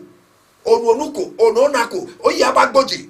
goku ba jono no firu ni ospo no je bi no ni goku no si gbogbo bile ofita woku e no goku ba ba keke ejono o je egbo ehie ne kene yo boji yo nu egbo e no ogbo na no kocho ye egbo ni bi ai wo ni bi ye nu egbo e no ogbo ko enyoku e ke nu ko e mu ko ke hale na ka no ke yo egbo e bombo nu na ro kocho eje eja ko nyo che yo bue no wo do washinu no ba chetekle sha bata o mama eko enyo ko ke bombo nu mi ni ake abo o ka ha le chi mo fe ba ya ye ya ke yo ni ni yo ebo ni boda aja ni aha ne ke shi twie le la ba jale boni saka jale no ni onye ko che e ha bo mo dana me shije do atai yes ko papa nsumobu o ba mi nsumobu na ye ni omo de ken habo dana egbo e na kan ya tai mlatai wokwetai no de hwe no ya baba na abaja boni yo ni ja ne no mo yo no we o mi atana ma ba wo ba tro won po fina ga kaji oche loyin ejeyin e ba fe shine efi o ko la ke nye bi ete ni tue fe ke oji onya o cha ta me tu na me o bi eten na no aja mo fe awon no ni che lo nye shiji lo nye shiji mla da ni che o ba gbo e tue kan shi lo yo mo cho me ayekole cha ta e je ha nye mo e wo ko be gbe ne bata dabi wa aja do dabi lo la aja do it's a will no do ake le tue na ni ne yo wala mi ru oju no le fle fi o na de o ke wo ku jese de ba ke won ba ja wa nye lo wa fi wa ko eku e gbe mo ake gbe ke bi ewe na ka ya akojo mo yi pepepe no ni omiji woku fule woku ni che jomo ne ka wo shaman show me alo efe ko shaman show she jomo e woku tai no ni woku tai ji boy tade she no na chole bro for chole immovable property mo tun ne job mo le boko ya ajeme eto mo papa ya boshun efobia to ma fo poko lo eso e ken abo o fe no go je le be de yo wala mi e fe na negbo wa tai mi je na mi de fe fan agbede bi won le woku mi na sa ken yo na kan bi abe do che ko nyen go e je ka woku batashi woku do ko beku to ameje je ka batashi jo no ni do woku no ni wo woku ji moni batashi ne ba ja ni bi ne fe mi ni e hanye shino ni e sho ni e fi otomo manso ye ni bi ne ko age mi ba je me woku du pa ko me agawulo e agawu tehiko no gbomo ni ne shi e be ko no e ba to gbakodo ne ke manso awo bi na te ni le wo le fe eni na gba ayore se mi ni ashite ni ba wo mi okoto shi ne afine na afine mu enyo ka edwe 24 years what's half year before back silver jubilee manya ye grace okoto shi beni ina afie pa 206 amamole la wo chafi oni hye la wo yi shi la wo mi etesu ono no jemo ka jemi no kwe almost 18 years na ya amamole ona no ni jake woku gbena lo man gbena ka kan ya bo no ni yo miji e shi ba ka no kwale jemo yi ko yo yi no ya no le ke majian bo shi ni bi e ke gbele ke hilai ba ka to foju mo wo ka bo woku no pa no fe lojo gba ogba woku ma na wo jufo ni ba re ma de ko ni agbo se agbo yen egbo ni nuni yo mie le mo e hanie le shi fa bi ye akasa ni e ba ye ni sho koju ni ye le je na ka gbade je mi ni eyi lo mo ye mi e ko ye adablanka le china pok ba dan kwankwan ni le ubi e mo ni na menye kweme na ma meni ni e amefo ameda ege ameche be fan gbe no ameka fita woku fe no na me ye ameyi e ya re wopi ni beri yi osani enta ni chi oni bi atana ka ba da bi ka bi fa yi mushi a se nyoko be ne ya bre sho kotu shi e jake anu kwale mu mon kan wo no property e ya ka kwa bi ko ne bubo nyemi ko ne bubo shi ogbe na aka woku nu pa no ni sa ya anu kwale mi fe mo ha bi wale ni bo ni yo bi ko me ne ka fo amenye ma metape e ka ameka woku twa wo wa chadini wo wa nyani bo damo jibo so yin gbadu ake jebo fo che jebo fo nye ni bi amede gbe shi e me ni fole amena matashi na me fule wo na ene me ya no ye he no wo mo ka meji ye gama sake je gama pe e ko boni mo e fe shama to ni di will po de je a play e ko be ba ton ni gi e ga ya na ka ma chake yi ke fe manso ni mo ni fe ni e mo fe mo ni esan e wulu e ke mo ko ya ju ni fe no ni sa na e ke fe manso inko wa to e agbado blema lawyer mo no ko ba agbado shian lawyer pana blema ni no mi e ka ye sani e shika bei ko ye jo tri ko ba domo na ke e ye sani no ye be no wo le ni mo ke la ka jo tri e ko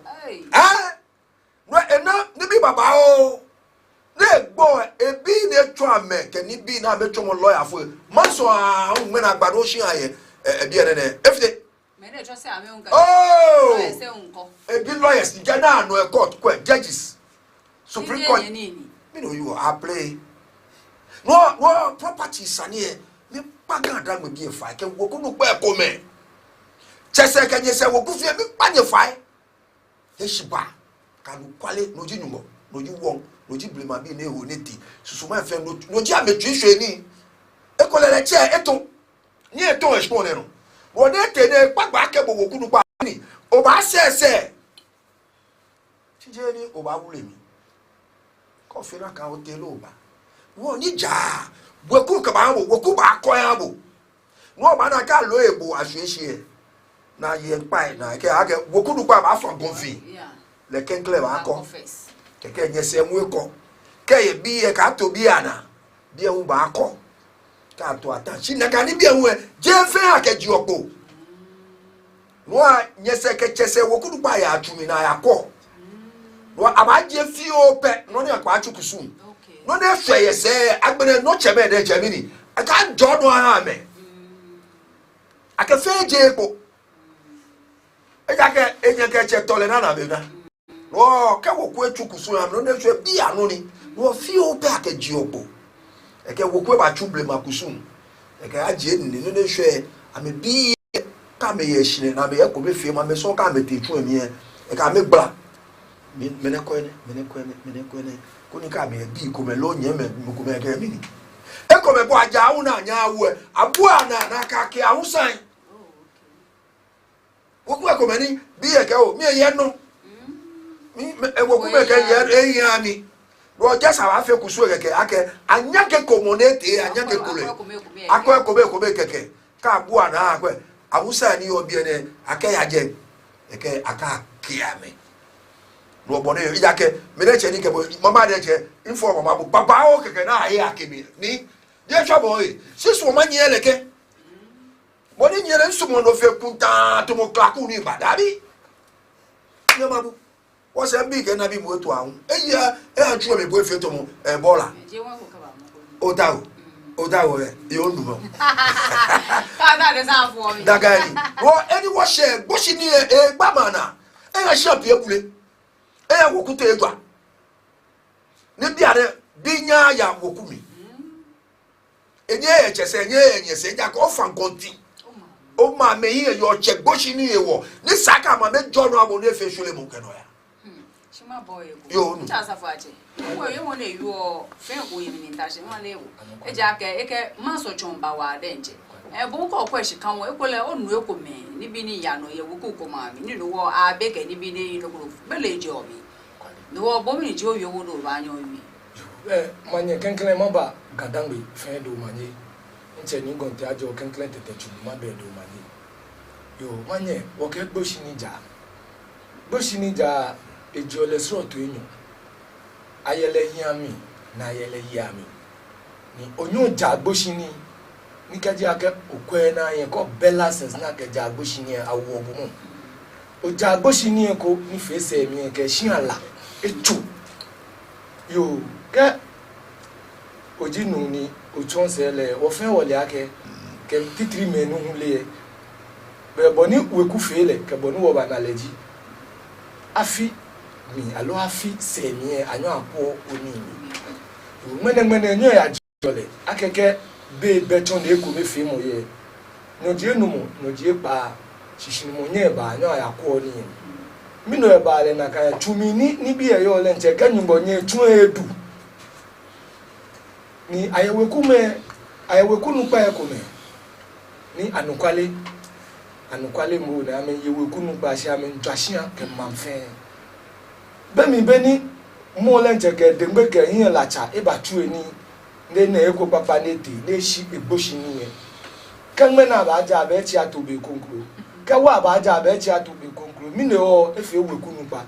ni weku befi o ni bi onya ajose yo ni bi onya ajose fese mi afi abona ba ke abakwa ni em na ba ja ni bi hujin ni ji ni bi papa yin o mi fe yin patan yo no aka ofa ke ojinu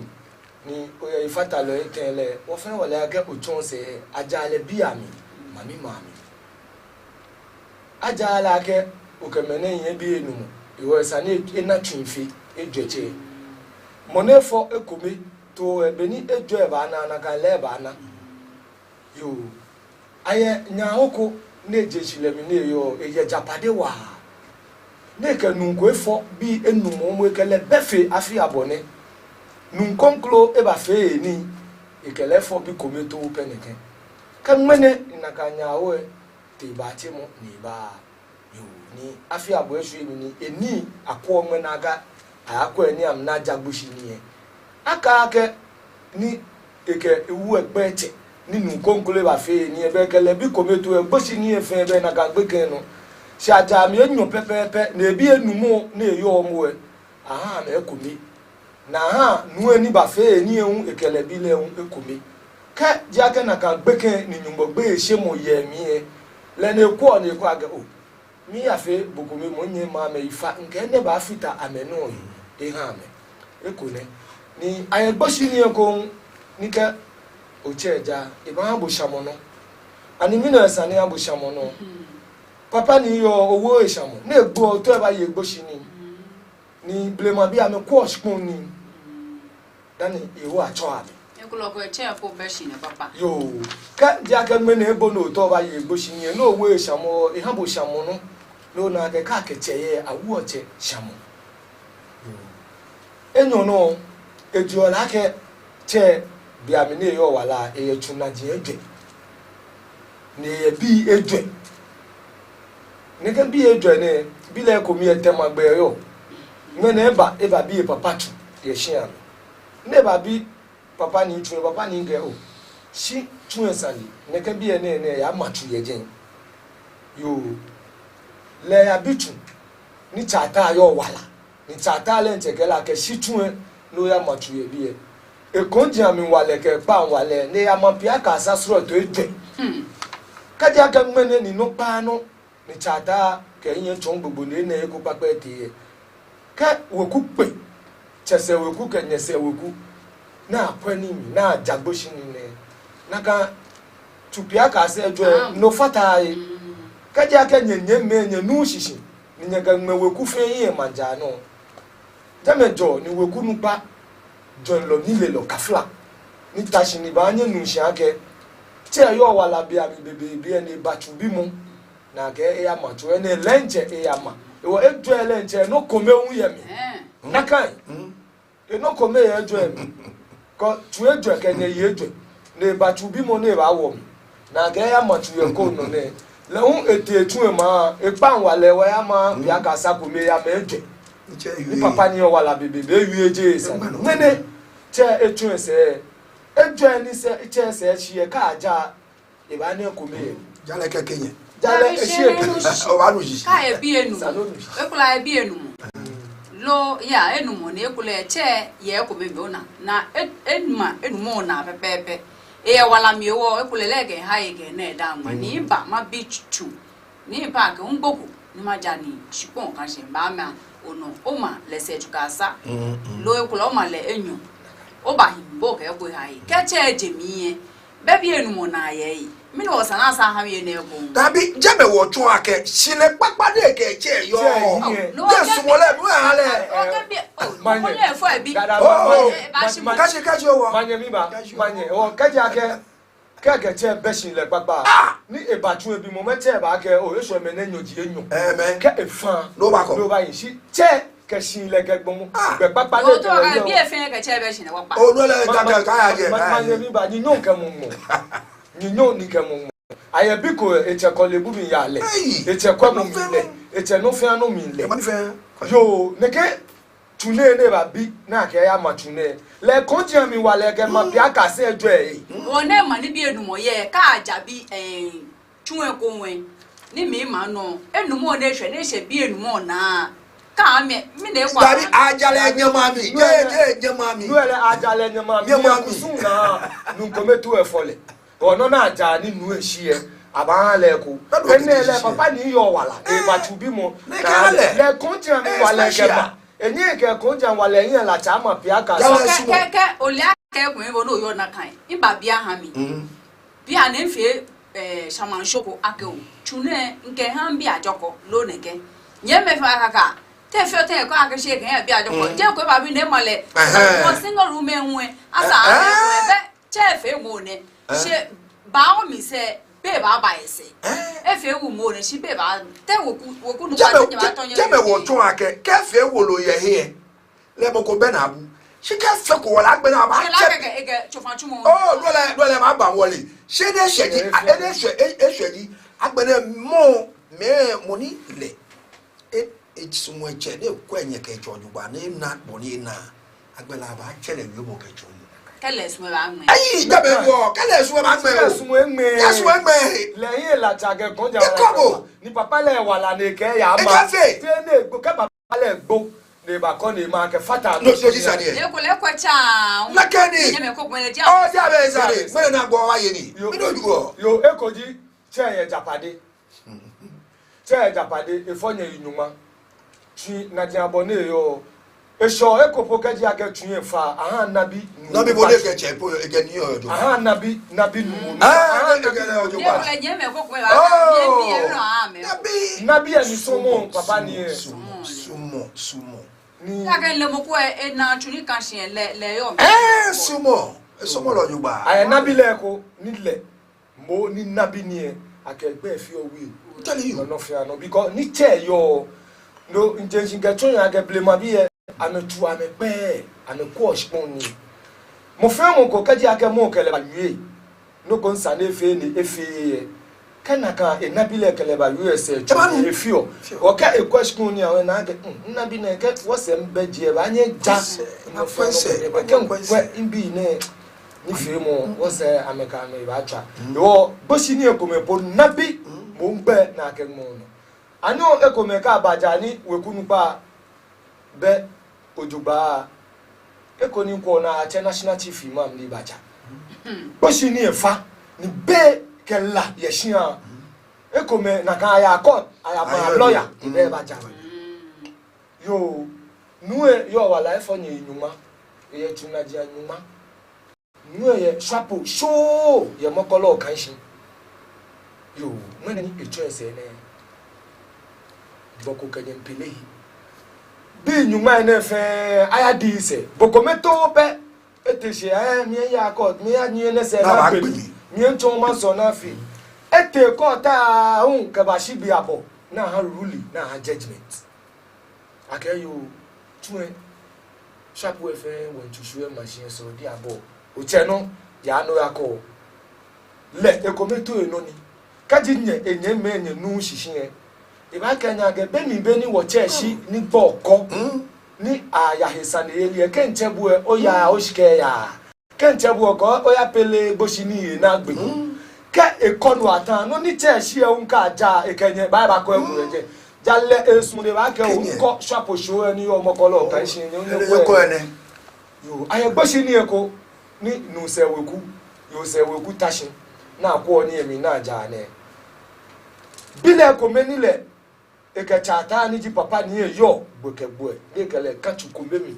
ni papa ni e kan pia mi e kan sa no na kan wi le fe an le bible e ba jo aya fo ni mi ni papa ni fe ni mi mo ni kele ya ba ne mi ni somo le ni mo fe mo ko nita si e na ja ni e ni eyin ba fi le ya enye mele je yin ba fi amenya agele teshi yo si enye mi eke papa ni yo amele somo mo ke kwa mo ke kula mo de kula ale anima ba ajagboshi ni na hale bible na hale mo yo ne ke bible ne nyo eyin o ya fo ni kwami okwo bible me no ka short ten be o ya na white sheet paper o ye je me na ka paper no ba na papa ni shi asho ni on of tradition o be ni ke fe hamu o no weku ke bi ko be na abuye ko be mi be no yin fan ko le nche ke bo ya je ayo tunyomo ni ko amaka wo ke be se ni ma ba mbi ne ni ma tu ni ba hehi o bu e shin le papa ke sumu mu papa ke yo papa no ke le yo ofin ekwe ni ele onye me fan bi e amesuka me ban ni le japade sroto abone yo ke no na eshi yo bu e le nche ejegbe to o se na ji shaga na ke bible abo no kwa communication ko tembe o le white plain sheet paper o mi efu tuina mo yo mi ni onyo ko ekome hu mi poni mo e account number fe ga wo skani yo ifoto mi fe bono ni na o boshi ni ja ntibi sroto yi na yemi na sroto yemi o ja boshi ni ko ga bomo no o atasha ga wekunu pa na ja o ko ojugbo ba chunsi ojagboshi ni oko ni beno ba teshipo na abu na pa fan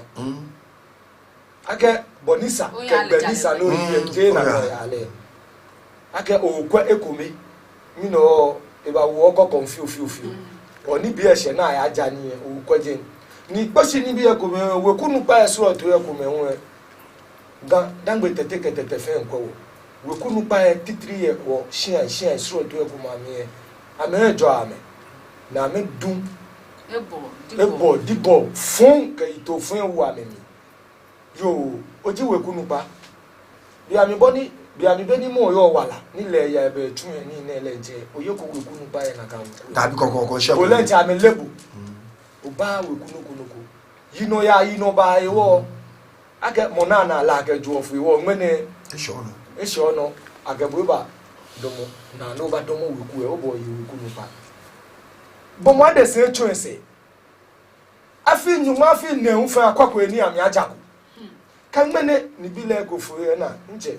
na bo fo wo emi kan nu ego suesu mama na ya lo enyo ke ya gbele ni bi ana be ya kolo no ke juba lo juba ni ke juba no ke juba yo pa ya ko mo na egbo ebi ni no ke ju e ba ko fe bo ko ni jiye sisa nye gbele je bile kele be ko ke mo juba ni ke shije ai che ko ni okele e ko ke mo ni bo juba we kan kitanda ni ke shi oji nu e ko ya ta ni ko ko na yin ba bi shi ti aye boko ye ni ekeche yo juba si aga wekunu pa fon ni sani leke na ni amashina ja ni biye bomo tun se no di neun ke sa ja ku no e cho de e jo wekunu pa mi o no ti dibo ke ito fon no ni le je aja le ba ji e ba tun ni na ko lo ya ke to bro ya ke bi e kun na me ke wekunu pa am job am ka me fe ko e ba punish na me go punish me ba gba je to ni ma ke mo ba nke ncha ta ojugba ni ife ko no fon ko ne ba anye ni elomo mi lo ewe no ko ni mi jange lo mo we mo ni ekole okunu pasa na ekwe na aja papa ni eche afi ne wa afi ne ke ni inye ya like iya ko ni eke he wale bo che okunu po egbe ne ekole anyo yo mo sako eshi mi ba na hu eyi ake eyi no ba tai ka ko mo egbo to bodi ni ke wo mi ake oba anyo aye pa lo ko dabi kachi no ko na oba egbe no atai ko atai julo jibo no anabi ke wokuma bi e ko medu amechema ni bi be na ba ke be Eeshã akoni aduri efe egege ile ba egegbele ba na me gbo eskaska susuma na eti e be ni aye eni ha rollins bi ame afem la ni ji pie di sulo 111 le ka pie di sulo 111 ne no oba kwele ke mla na no no kwa jari ni jawo aha wokoko yami yes mla ba enye keche ba osaro oshun la ka wo iye na she na mo na me na mo aha wokoko yami o se ke sani ba me na mo ba ya aba chese ku aba nye se shika ama be ye kwa ke o wokeke aja bi no fe no brofo ke willingly me sumo ake o ke ha ntwi mi ke ha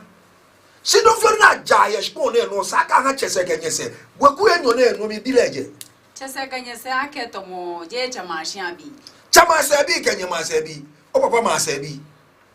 na fo bo je ke ja gbogbo e be ama me for da no na ni ne na se bi di ekule ku nyeku e lo chekun ame fe weku ni weku wa yele pa o pa anyo adesa no tashi no ta choku pa anyo no fi obo weku yo danu ye dwe ni papa ke mami ke ni ke na ka je chemashia be na ke chemashia onu pai ji elders ji meni jobi na ajani kuchayi dabia kuchayi ba mi she ku me kuchayi amena ka me to kusu man fe ma no ka me kusu ko ba te shen e ja ke amehu e ka kuchayi mba me woku ye ni no agbo ama me du ame abo ona amehu amegbe na me ye na afobo na me ba shoyi no ke da no gbo na me du abo amehu sa ka mbata shi no ni sa ka mu amehu ha me robode yo do man fe ma no ke mo na fi o ona bo ni jo nika chese ajari de ke Joseph ta ye to mo ni ni e ja ke na agbo e me no ne no cha ya onu mi shishi no ene me to mo nka to e blema bi ami e ke nu ya ywe yo ni ekele chombla gbe kanu ya dushi ne ya fo ya ekola kan bi la kle ba hia Mrs atimo bona nu e ja ke na kan bi ami ke yo na enu egbo nu e ba samabo aba wo bo mo lo aba ko ba ko ske ko le nu e na ke yo e tui so na ke ona e ko ga yu o pe yo e o kele ya fi ba o yo le fe fo mi e gan yo le bo no wa nu shi no e chele twane le bi manke fo mo ba ni wokokwe atakwe ni bo obedo mu omu mle kura ke ya to yoku ye be no teje shiko me je gbaya e na bi efo na ka bi ajuo shina wa megbe ne sa ni yo na elio wo bi ye mami wo be ni roni si ba na na ke ma ba le kenyi na ya ro eja ke na ka bi le che bo che ko ye ko de che osumo gbe ya ben ko bu nana goku be ti o be ji menini no de she de feel like PDC lo 111 na gaba aka bi fe bi no ba je o nga ko se no pe le se no afo bi ni kajani ko Mrs. na nyuma leba na nyuma no ne ha to njo leba no ala ka bi na afo na ka metie fe yin banya no la ka bi PDC lo 111 aka wo mi mo le no go to mo ni wi iya nya no me lawyers baba o ni bona me na mi ke ni wo ba wa bu bo mode ke mi ko jo lo e ko me ma me ke ko ni o no gbera no yi be fe be ni aba gboro ya jani ke ya court da ya mlawulu da no jani shi aba nya jani sko shi aba jani use mo PDC lo 111 court mo wo ka wo lo yi ni shishi ma ba o no jani ko be license wa no jo jabe jaba jabe gaba o ba use PDC lo 111 wa ke ndomo le ke mla de no ni ke janu le ke ya court ka te bo ba woni no ko ke la kamla jani ni mo ke ru shishi o ba gbe ro jani ke te court e ko ya je la kamla o kunu ba ba ye bi no wo e ya le e jacket ni ja na gba ye mi no ko fe lo jo ba ni me gbe fule na ke bo te bo ko jo bo kunu ba nya wo mo twake oje gbe ni sa no abi antone ko ba ja property ncho bi ke wo ku fe no yo ye sumoni afere nege kanye sumo nya abonyo mo e court na ba fe ele ni lawyer ba mi gani biye mi sumo no keleke mla na mi ni adumoshi koni wo fe ni nke wo lu yin ni shishido mo aba no ha mi goku nu pa hewale no ma no do mo ni nke jani ma anye kanye ka shishido mo ba ka be no ele nya wo value bi ane je tutu no ha ele to admission ko ma no gaga o property na fe 50 Ghana e be na ka don shi tune bo le machine ba che value na ba sha le ba susu ju mi de ba e ba value ake ka male gbene e jala neke na kwa akote ni government ba tax bo 3% e me pia let us administration ka amenya amepe no me amena lo ofo be no aba tax me ko ya pay tax e ka ha bo la ka wulu e wana ga shikaru apia mini atwa awomi no mo bo gbe keke wo kunu pa ba do mo ke ja ejari bi e fe hanye we no ko na achole vesting asset no ha bo shia sake manje ni ke wo bo gba mi wo kunu pa no chumoni ma che so baba so shipon afi side plan keke fe leke vesting asset na mini nke ha bo isan bo no twa mene na kan e bo ri bi ele ehia shi twin ke shipoji ele sa ka ofi na kan no ene be ne fe ye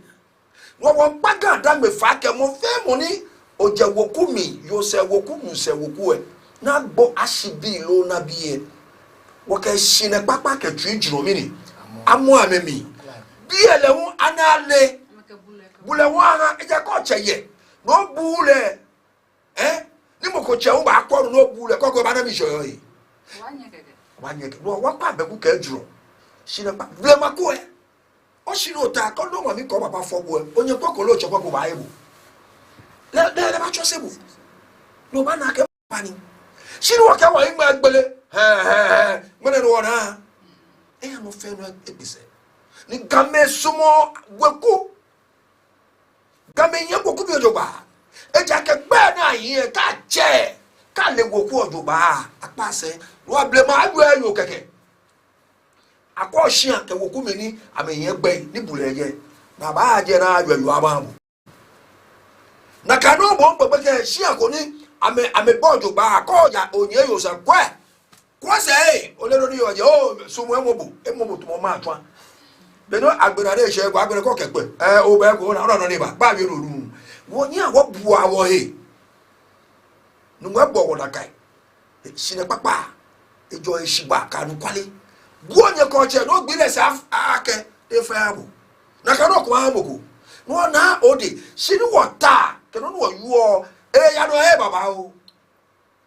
nkami no jinu chumo kwa na akeba baba o ajo e ka ba ja ka na me bonu TV no ake papa na test egbe ka ba oni nkonye bi o mo je ba ona ntia to boni yue bi ara ekomani lo mo e ma je lo mo e bi dani property e mata e manye nka wo gbele ona no do ni ke asafo ache wo yue de ya de san to e lila ka yuo ye chokete wo beni bo wo to mene your machine TV no ami ko duba ami ko property eladie property ayeni gbesini otaleni ko kwelo jogba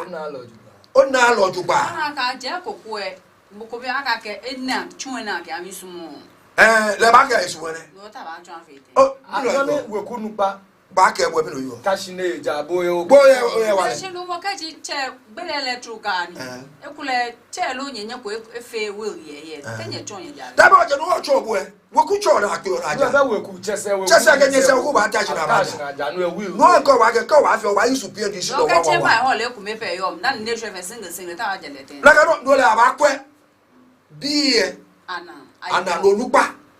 che chuka nye chue bi krobo di mo ba ye na je ye na ka chue mi le sakoli che bi no lupa jamu efe saman shoko ewo wuli mi akeke gwa mi mtumi ni akena bi na lo bi na awoje leke shikeje na ka bi kromo le sake yo echetumi alo echetumi neke ba shi ayi eja ke na gbo pe echele wo chonye kromo kromo bi echochele onye bo onu shishi wo le ba dumo eche Nigeria le ba dumo onye Nigeria kanoko ewo ku ba chele wo ene me fe saka mele anye keke no da o de no wo you la gugu ami ni bo na eyo keje obu ade ni ni mo ke to ke ha GADANGME bi wa sa wa che ga mu ko ne ba je ku to pe fo shi twi ni yo mi enu mo so te wo ku ba join dale fe bile no ni bile no ora bi no to ake aha woku eko woku ko na me be property abi be no wa ke o da bi ni chese kenye se ko ke la kambla ni cho we ye jeme o ba hanye se ku fan ni mo ne gbo e mami ke papa ye aba me ko na me ko ba kwa be ya o ka shi na ba gbo ka me gbo na ni ne ka property mi ni e ba she ye de is there o le ko so ba ko ba chola ga oku ku mani ke to mo ko la ko no ta shi ne o ye nga ke bi o nye me ke ni fe ka boye ame ko bi ko je do ko ni ke na ka ni na wo to mo no chon se na ja wile za na nye me ga nye me o na bi ni ko ke wile le shaman show fo me show mo le mo no ka nye me ke to fon ko ke baba ya court no le mo enma asafa je pin yo to enma ke nshi ane ni oso to akan bi ko te ke no ni yo ye danchanga ke ko te bo ko to no ga ko te apili no ma shaman show ba ya la ke che no ne ma no lie computer male wolo male ona no ye no male ko male chire ne ko ma no ko ye ne no chire ne e chire no sign no ka wori bi abi no go na ya na no ka na gere do akaba chi e ba chu ni ole no ni mo yo wala ne ma de si sama dabi le che ona wo lo ache shiko ma ni ye no sign no ka tori bi am no gbo na agbele bi na no ka ye mi no akaba chu ni manye defe ko ka ma ko le wo ku ba tashi ne ba manye no go meni sani wo GADANGME wonye woleji bife biye alo adisa fa adisa oje wekuku pio ni weku befi o yo kaja ke oche ata nke bo ba jine mi egbo no nyawo egbo e ani bia ne na mo ashibo ha ye chekwa lo ni ko yo chekwa mili na meli yo ene wo ke aja weku ne ko ye ni ko ba ko ake lololu e ka sande bo no weku sande ke e ba ko ni na ka chekwa lo nyekwa we twense bi unka bo moni bo je ni lo nye ni bele ye hia o na bi bo de yoji ka ko ni e bo ku pa jo no ni e o ko e woku e fe mi ni na ji woku no wo ko hie e ko la ka ha yo po na ka woku ni fe mo mi yenye bi yenye jo mo ni yenye di yenye jo mo ni ora bo ni jo agbaanye na bo la ka o ni o shi ma shi bo na na ajanya na musune ina chukumi ebie waka ayiso la kashika ni jo mo ni mo fe mo na je ni na ha woku egwe lo mo ni Anole. E mama eduku ko be bo ka te bo ni mo ko ko bo e ba bi jo mo ya ni. Mini fi obo weku mini try to weku e. Ni weku nu pa ko me edu ito ko mo ewu ami. Ka be kan yin e fapo. Na ka akwatu eno ha. No ake hai. Eya ke na ke kwa be ni be ke da fe sana me ara ni leche. Ke yin la cha ke degbe ni ba tunde na. Ene meji oti ni ke na baba. Ke na bamba. Ka mo ko ye ngamenyo. Ni ekole bebe wo ekole ke mo ko bebe lo na kama ke lo e ke ngamenyo fe be. Shan e bibi e ta twan afio. O ajale nyama mi obi ni. O ka kole fo nyuma. O ke mansa le we fo ete. No le ke me bi ne amedomo nyama mi. Ke ajani e jenye yi fale e. Ke property e fa jenye yi fale akpa echi na yi ba na ekobe. Kuli gani ele ba na ekobe nyama ni ajaye. Sino ni gbomo yo wala mi ni leleche ejila ya nyo mo nke atai. Solo no ne hwe. Eje am e mo gba ko be. No ne hwe. Tade lo ni. Tade ke no ne hwe no ya baba. Weku tashi na ija. Niko. Egboko na ija. Eje ni. Onu ele weku behegbe. Ebi ko behegbe. Ke gbopo ni boni gboje kumase ne ba somole. Ne ke ale la ke matu ye ndi ene bi ko weku ko ba ko kan ye ba ko ti ba yin ko ni. Eja ke somole. Mo ya je se ne fo e afo e mami. Ekule mo ko ni ito fo e wo. Woku polibo ga afo she acho nya me so na ekule akọ lupa ko ni je ku krapo na ajo bilego na nka nye lo che egwu ke je yen ga ba ga papa ni odase ba je he be de te janyo me de gete be gbeme ni alo le be le bi are ai na ko kani le aga le eyenye mi yoko nele eyenye kwa ko nele ni weku fe weku e okadi ye mi ni ko je weku e mi ga yomo ko alo epu no aga oshimashi bi ne ora ba ga eje papa ni enyemi do ne ke ba ya ga ne amenja me no ga ye gongo opu no atu onye ni ne be boye wala o shi ba nya ji onye se ni mitwa o sha ba no kari e kan aba no kan weku e okari ni e okari alo le nu fe nu bo mi no ke e fatalo ni le be e cho le ne kele otumi ka ga e fatalo e fo ke nye te no pe ke first be kwa e wa bi ti le pe ga e fatalo ya e fatalo ya e ko cho ese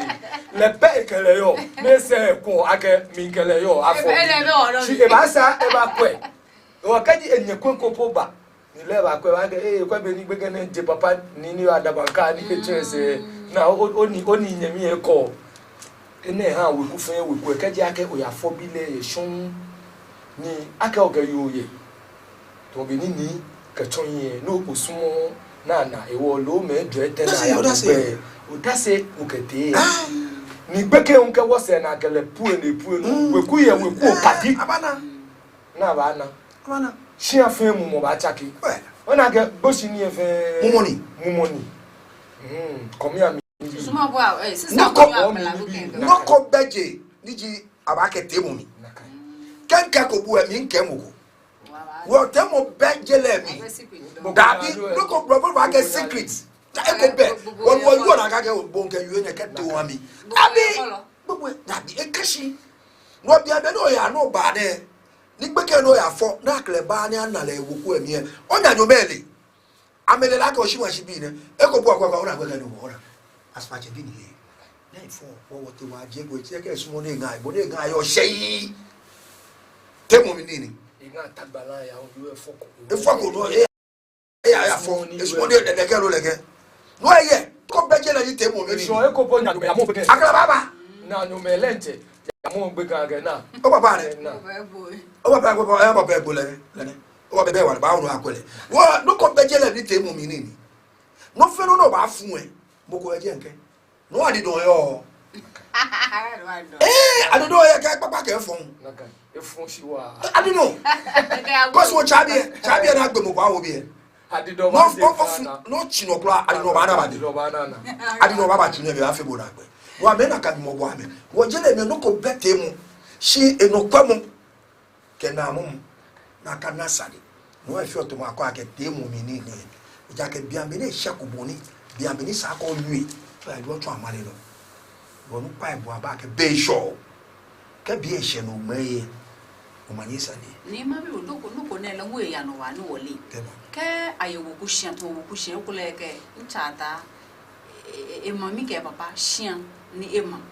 ni ko le mi umba je wo na le wo ku hia ni nchata e chu ko mi ne ke nchata e for mi ni ba je ni nchata e je mi wo e for ka ke nchata je mi wo ko e sure mi hia ola no bi ne no ji gboku bo dejo shiri ota bo nka ngwa se mbo e machine a e bo se ba to gboku no ayola moni yola yele homona e kwele ke hia de ni no ni alo na kanso akono na afo na yeje bono yishi no ato na ka yo se balake ni papa yi bi e wo ka gbo be me wo no ni si ye gba kono e bele na kan yes o papa le nje kula ma na ka wu aka na jebe aka wo jebe e ko ba ko no jinu ni maso pi ya no e hia baba wo ni papa yi bi e ni fo me bele ka property papa no so bi aka yi o shuton na maju wo bi aka papa le hiko ni maju wo no sho mo ngbe ba dabi no tu ake family e heshiba ke bule e kula be ni mo gwa wo nya na ehian bule o ke asu ebo me ko me we to la yes to la yes ameno ni na baba hibi no eshiba ye wo kumi ye gele mi no bani no fe no ta wo mo kwa mo mi ne fe yabo siko ye ganga no bu woku no bu adesa shiko no ko na sare no bana wo nyi o se ye no abanyebo no woku ni na ke ni no na kanso no je bo papa no ni mena wo ka she wo chichi woku ni aja ka tia no le ba she papa no na ala chukomi eje wo ka gbe na me gbon yese na ma me yi o wo ka ni hia ni ekule ni eke o ko shipon lo wa no ko fe ni ni egbo e lo mi mo na mi shipon mi un ba gbo e mbile e bele yo no ajo ake no na ha bo mu e la ka se se la ma no ke be kuma ke nye ma bi iko ni no no la ke ya mla yin wo ba mla yin ba ka kun na ka chu sha fe no to ake iko ni no ake mla yin ke mla yin yes ka ke te ba ye kuni aja be ameni no che yo de je e han ni che mi ni no mi ma yo but no fe mo ko da se ye je ja wo pampi ye so dase ora woye demo ko ye mla mi achole udase imla evidence degree 3373 kamo ko ba ko jo mo he ne ba gbe da na enye ejo ake ni kon ku ene na odi eno ni na teda na enye manu mi ka gbe na gbe ne jo bo ni fe ni ono ni e udase ni o ba ye be je jagolo na hi no kote ni aye woye kusumi udase ye no tola ora eto mo ko ka ke oni ona ni ni machine ni kebo yo udase nke ke na bi ne bo mo ya ke mo ko lele ni mo eche mi e ke ni ne ke na bi ne e ekura ni ne iye yu mo anwo e bi ko ba nu e baba iba ni mi no ni o kani a ho na bi le banye bu mi ga mi efe no ko na bi ne le ke ya ke ba na ga bi le no ba wo ke anu je fe ba na ke ni ele no ko da se ni yes na ke ni e ba je gbo bele e agba na ayu ale anaka ni o le mo e da se e ke ya o da se ni no bo bi lo do ba ha shi o da bi papa le de che ko ni na ke bi ne je somo lo ju ba ina bi ne wo ye bi ne gboko e ke ni na ke na bi le bi ne da bo yo no je willy shaman show e je tribi ne fe jo no ni bo ko no oka chi loto bo je le mi e no ni eyin awo ye shikon na ji e shiba ke bule ke awo ku ife ke je le fe ade safari sa do kwa shina bule e ja ko ba nyu na sani no wo ku nye fo e shi onya ni okole ma mi ode bo no so le be ba fun e wo je le mi e ka o mi e na e aloye ke ba fe no ni sun dabi ngene me yu ko adesa oblanyo ko blo oblanyo ko no koso bango ni ofo no bu ishele mo sakaska nyemo abu mo je chake mo na ta mo ana wo le kekebo ya ke mo ko le o da je mo ko le wose bono oji o ha ni bono ba to osuban shishi keje o ke bi ase ko chake to mo choradu ni na to ka ku do bo jo gba la ko bada no e fe no ba pu e ke obere ya julo ni mo le boy si do pu no la ka mo nyo se ge mo ni ajo de ko mami o le duro pada ku we enyo se Sika o chako suwe. I just say, oh, papa ni nipe ebu omo ibe ni eji obla mi ebu omo kra ngene chake. Le mu ekoni. Do shine papa. Tutu kwa ko chembe ya sire je chabo sare. Je do ko bi o e. Si pone na mi. Ichakemla. Ni pote ime na me mumi mla ni ba shi ha me. Ta na nwo keto. Ile patapa onyemi njabo ko be no. Si pone na mi. Ona ni ba shi na me ba shi fe amefe ameke dromo ni sa mi ni. Okay ma ke wona bi ne. Oni chake o se ba fe bo. Me na ese. Me na ese. Ni ese ni na je ko be shi chole ke susuma ni da me shi. Eto pote so bo tumu no che Michael, Raphael, Abraham. No o da me she da ke mu mbofo ni mo ka mba shko no alo cha Kristo no da le she na ka no le ke susuma ni ncho amini da me she e ko po gbe oto ke da me she yes e ja ka ma me fe mi mo no ma me ni na me ye mu mi ndara me nyese no mo kwa ka nya ge chese ke nyese o bo fe mo no yo ni o ha ko ga ku le ka ka choje mo e ko na ke shi yin bo mo ni no o bi ata ni mo fa ne wo bo e kan ne wo bo da de atale ne ke la mi la fo no ne fiti e se o ni o ba sa eja ke be bio no atala kan ka ti sha wo e ko te se no ba bi no ba fo cheble ma bi ah ni me ni ayi pata yi asa mo ba trouble na mo yi bi am no ba se go me de lo anyi bi e sha mi ku ma sa ni je fi ni ke anye ye ko mo o ba na ka ke aja mo mi ajo ame o mo si ko fe na kai na de ko no ko me ko o ba na muslim you da na Eeshã fole oba ga eja wo Eeshã fole eja ke ko te male mi e ke na ke da na fo okolo aso wo gbafo da ne wo eje me wo jele mi afole sha eyin kolo enu mo bo kolo e wo ke chake wo yi wo ke dale ni mo shi ko Abraham ke gbole feri ba aketo wa fe wo jele mi na yo e shi ba kanu kwale eyin me na no ju le GADANGME enyo efte chuchu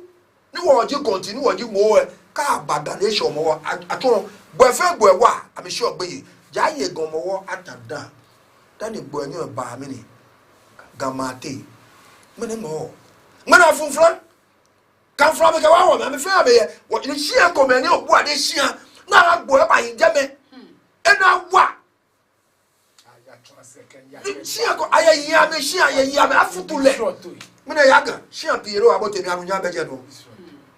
e ka ke allo mo ame je ne kan hia ha no dwo ba o tun eyi ha bo o ya gbara hi ha bo o chebo kwaye si bo fe si ko boy shi ni chaki ni su ke ba no fe no ta wo o ne ba she yo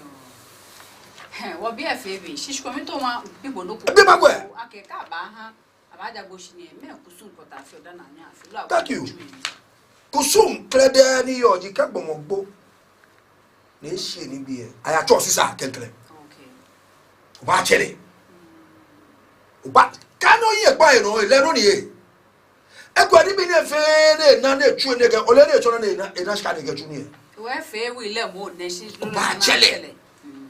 le ba ke le o mbi ne ye bomode wo ko bomode o na ni ne ni na be ko mfa gba kete mangu no yi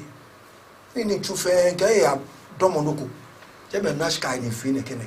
lo yi aka nye ba aye musuna ka ne aje ni ne ye ni je ajo dada baba jani eko ka chere le ba ka akore kere na ka ba hami kibino yo yes esa eko la ba yes no le ba chon eko le san no eko na afwo yo na afi ni je aba chere ni aka ba wede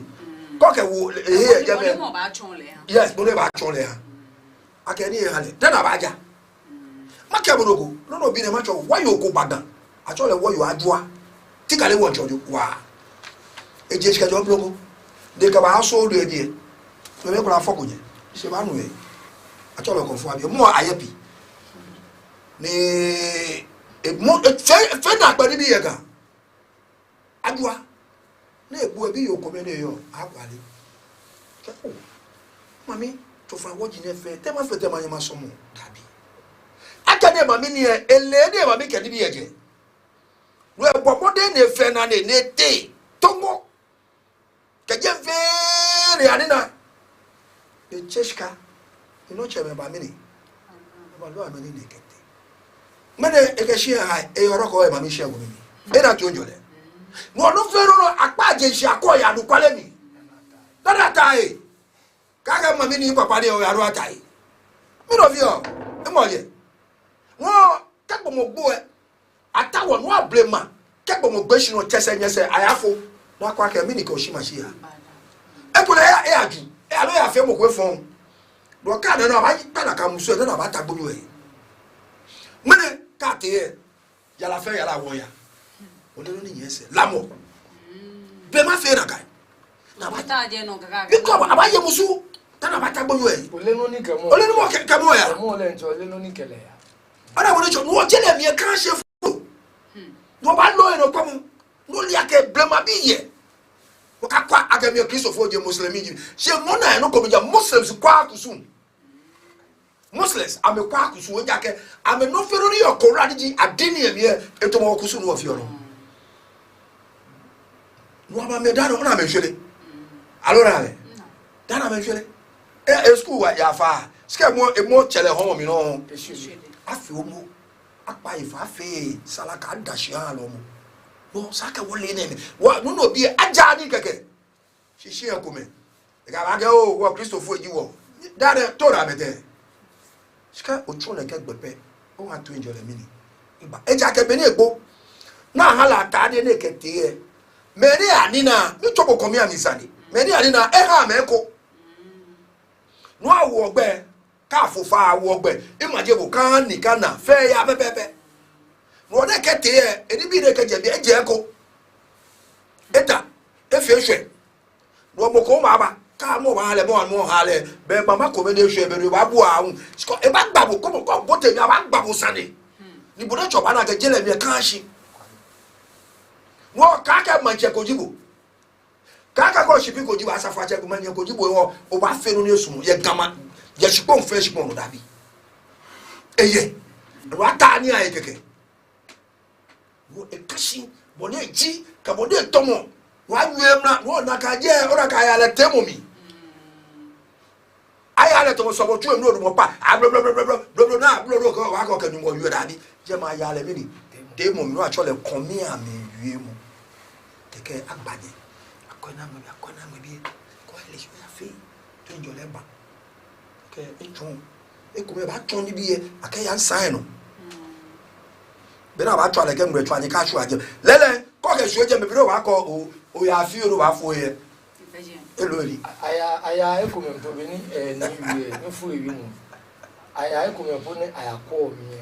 ka ba akucho bi ke hia bi fe to amen bodu na yo to kemo ya no ni kemo onu komi ami temo mi we mo ni cho wa ba ya ba ama me mi yo jale enu ojibo ekebo etum ni ba sumo sara gwa ge ko ye ji lotion le na fi mo na ni ya ne mo ti ni ko mo na ekele ya wo jele bi kan shi o ka mi pepe ni enyemi egbo enyemi tun ni le ha ni bi aye ni enyemi eche e ba chele ge ya wo jele mi boni ni tun ni wale ona ni na famu e kashi ora be go nkero ko dulabo ke la karibia afi fa afi ke shafi goku shi afi saka nya dula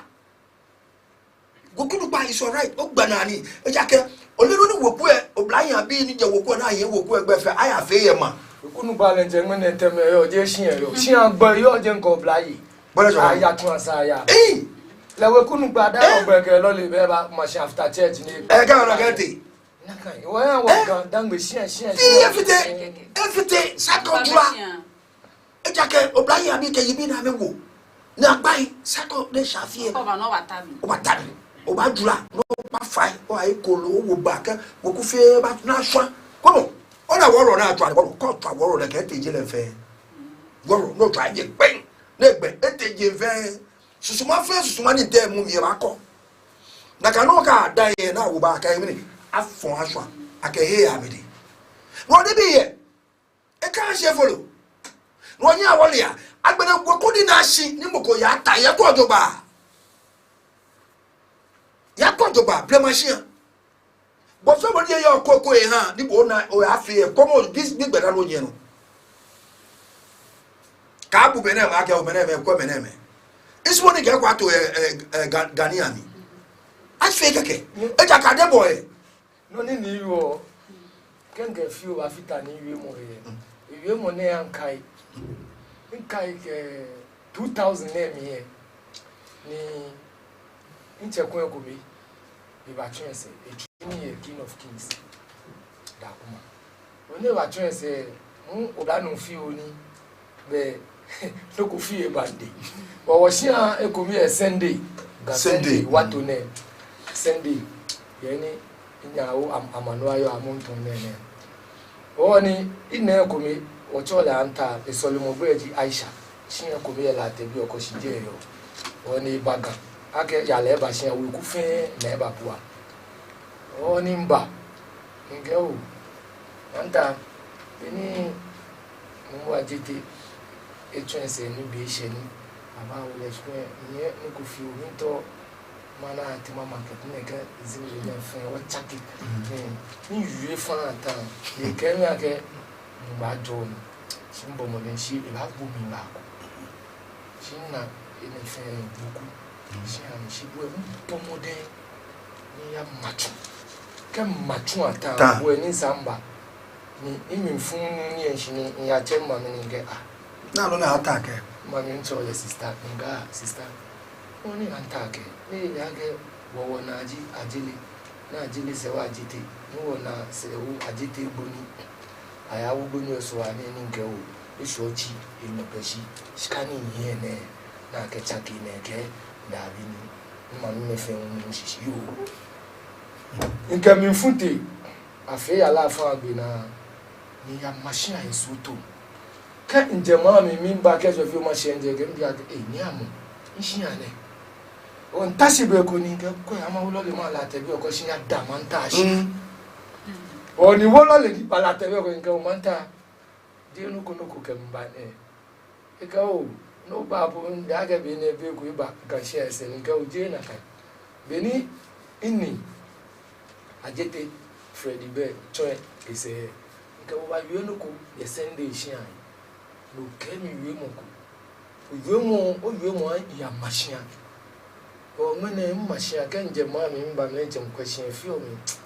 ake ye ni nje ke ye ni o share ne lo o mba ma da bushi ko ya o le ke na bi andi agbena o ne ilu ba fi ne ba ta shi o ba fi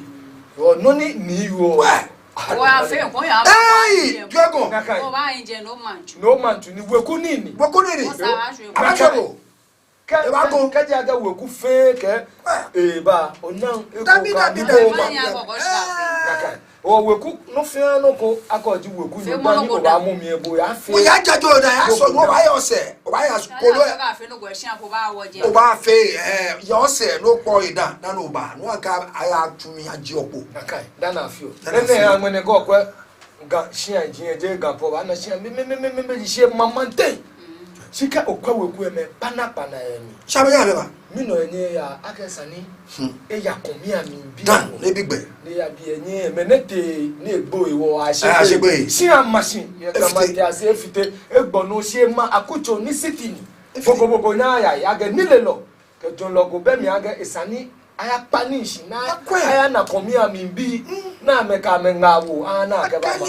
onyo ke sika ga ya ma wegushia ba fe ona amenini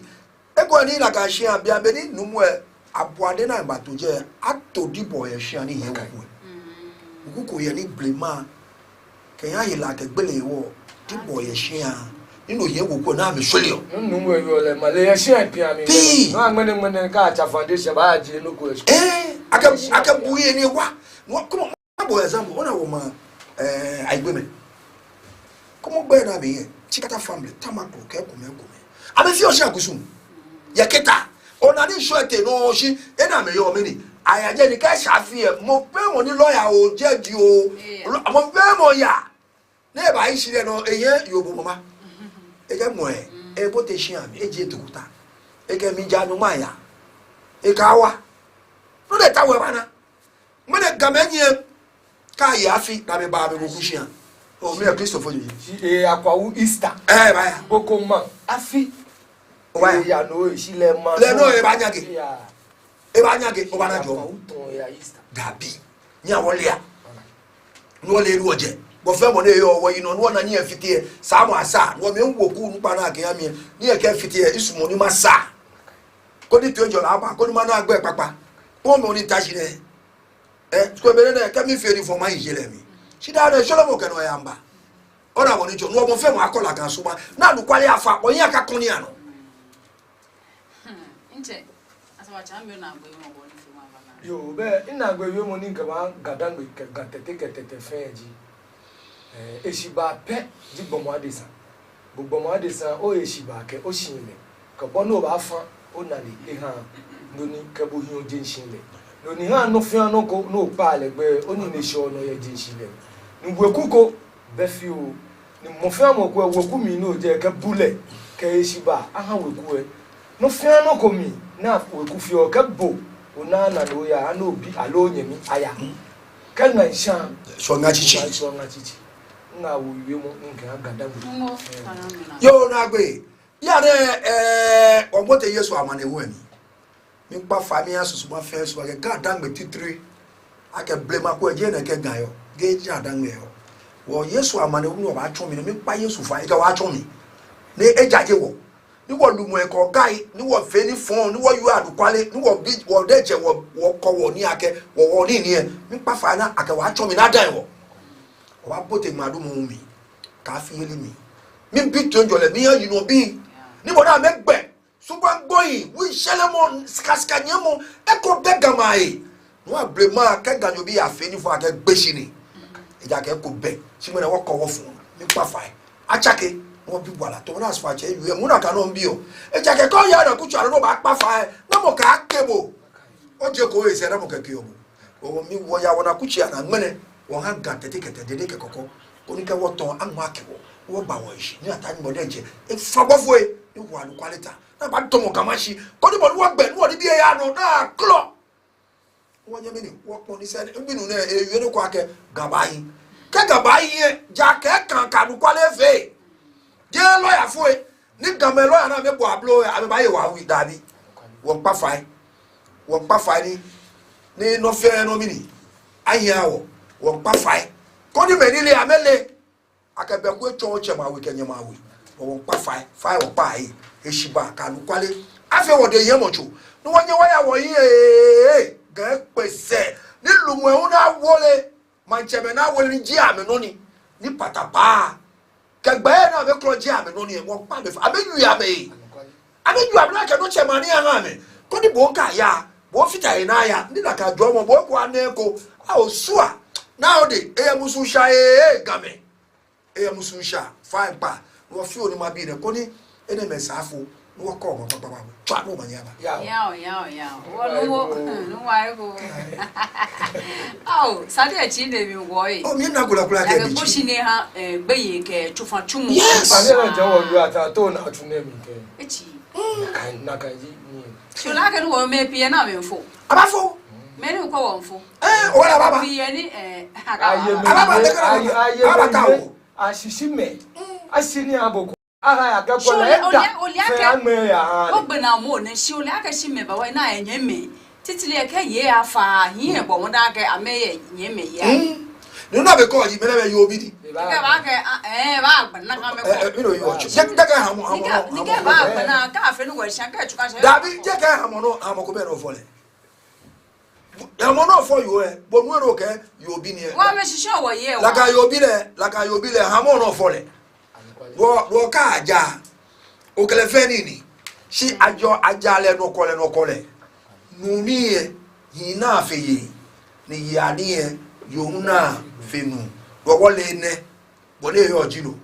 ko le ne me pe to jo le be wo nu ka ajo yen ni e ka fe se ya ke mana fe ye dabi eja ke tafra chojo o ka shinu agbon bo e no bo nu onyo ataju no o ma no ba shi e awole wo ye o ba be o gbaja ba mi aje gbaja o ka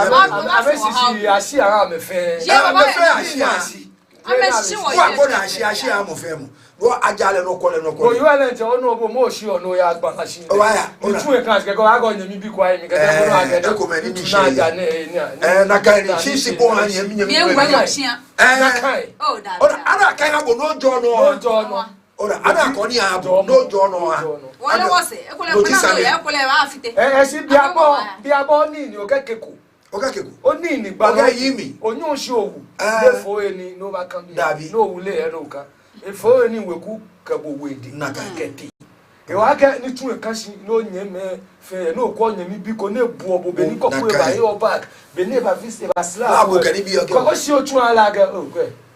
kote na nu tanke bla mo mi lo ka mi no ka tun mi o nu e hipo e noni o ke aboku o nu e bo tun ni ke mene balata le so weku e ko ogbefu o ya no aka ro so weku na ona bi wonye me on Facebook o kan ba e ka ba wi ko wonye me no tete okoti ke in fact I have learned today ike ka seni wa then I when nyongo ko ke this is why educative this is very educative why ike ni fe mo de eji chose mo ni fe mo ni wonder lesson wa ga be fe be ejo man say ke wo your be it means we Facebook I'm going to get you Adams ke your own is your own oh no ni nyongo ko ke my family house is an example ni ashite I don't know why they don't want us to remove it egore wona ni gaga mekwe na me befu kare wa jebo chu wona na afo aklo ko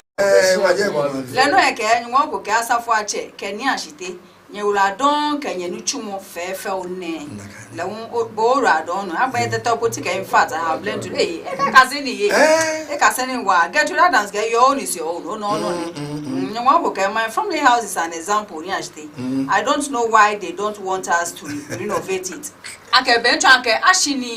shabeso na asa wona asa ashia ni shi akashi le ko le ba asa ashia no gbe ise mo yo je onye me onyumo ko be bi egbe ise mo iwo ka gbegbe no asa abe ka o fe mi e ke ape na bo to dudu ben ko mi me sani shishinu mo ba na go sa go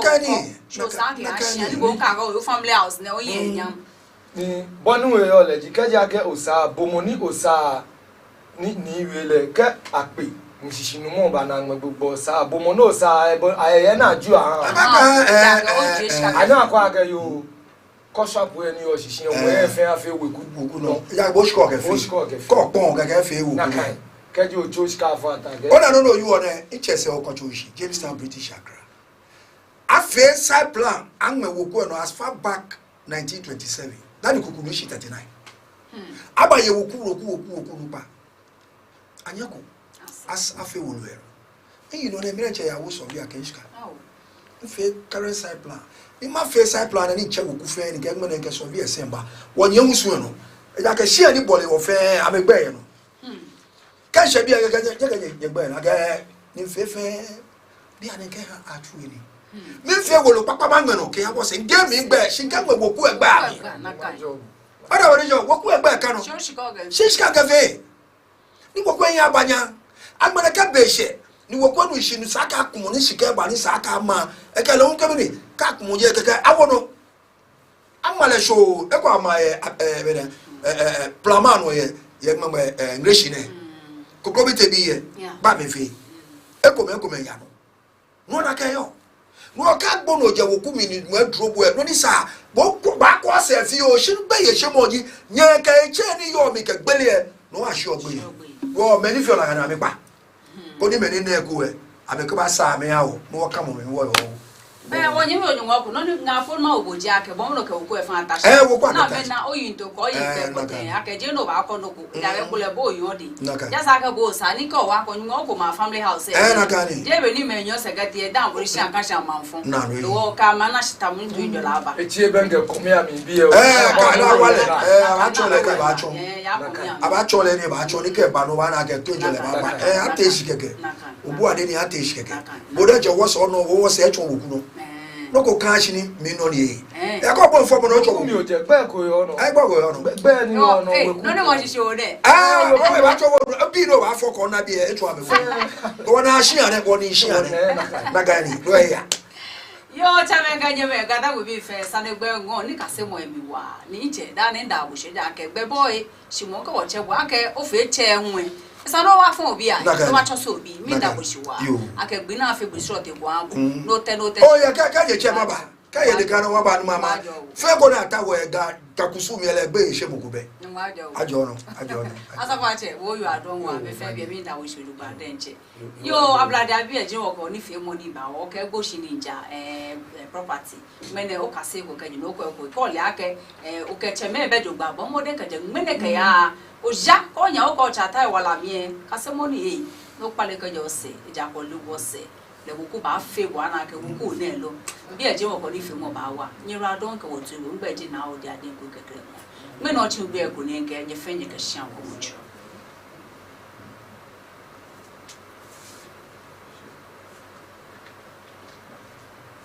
Are you looking for a media house for your upcoming events? Welcome to Omashi TV production crew, a digital station that offers live event coverage such as conferences, parties, corporate meetings, weddings, and live streaming on all social media platforms. Soft copies of events or production can be made available upon request. For further inquiries, call Omashi TV on 0536 772 262 or 0244 425 652. Omashi TV production. GADANGME Kamishe.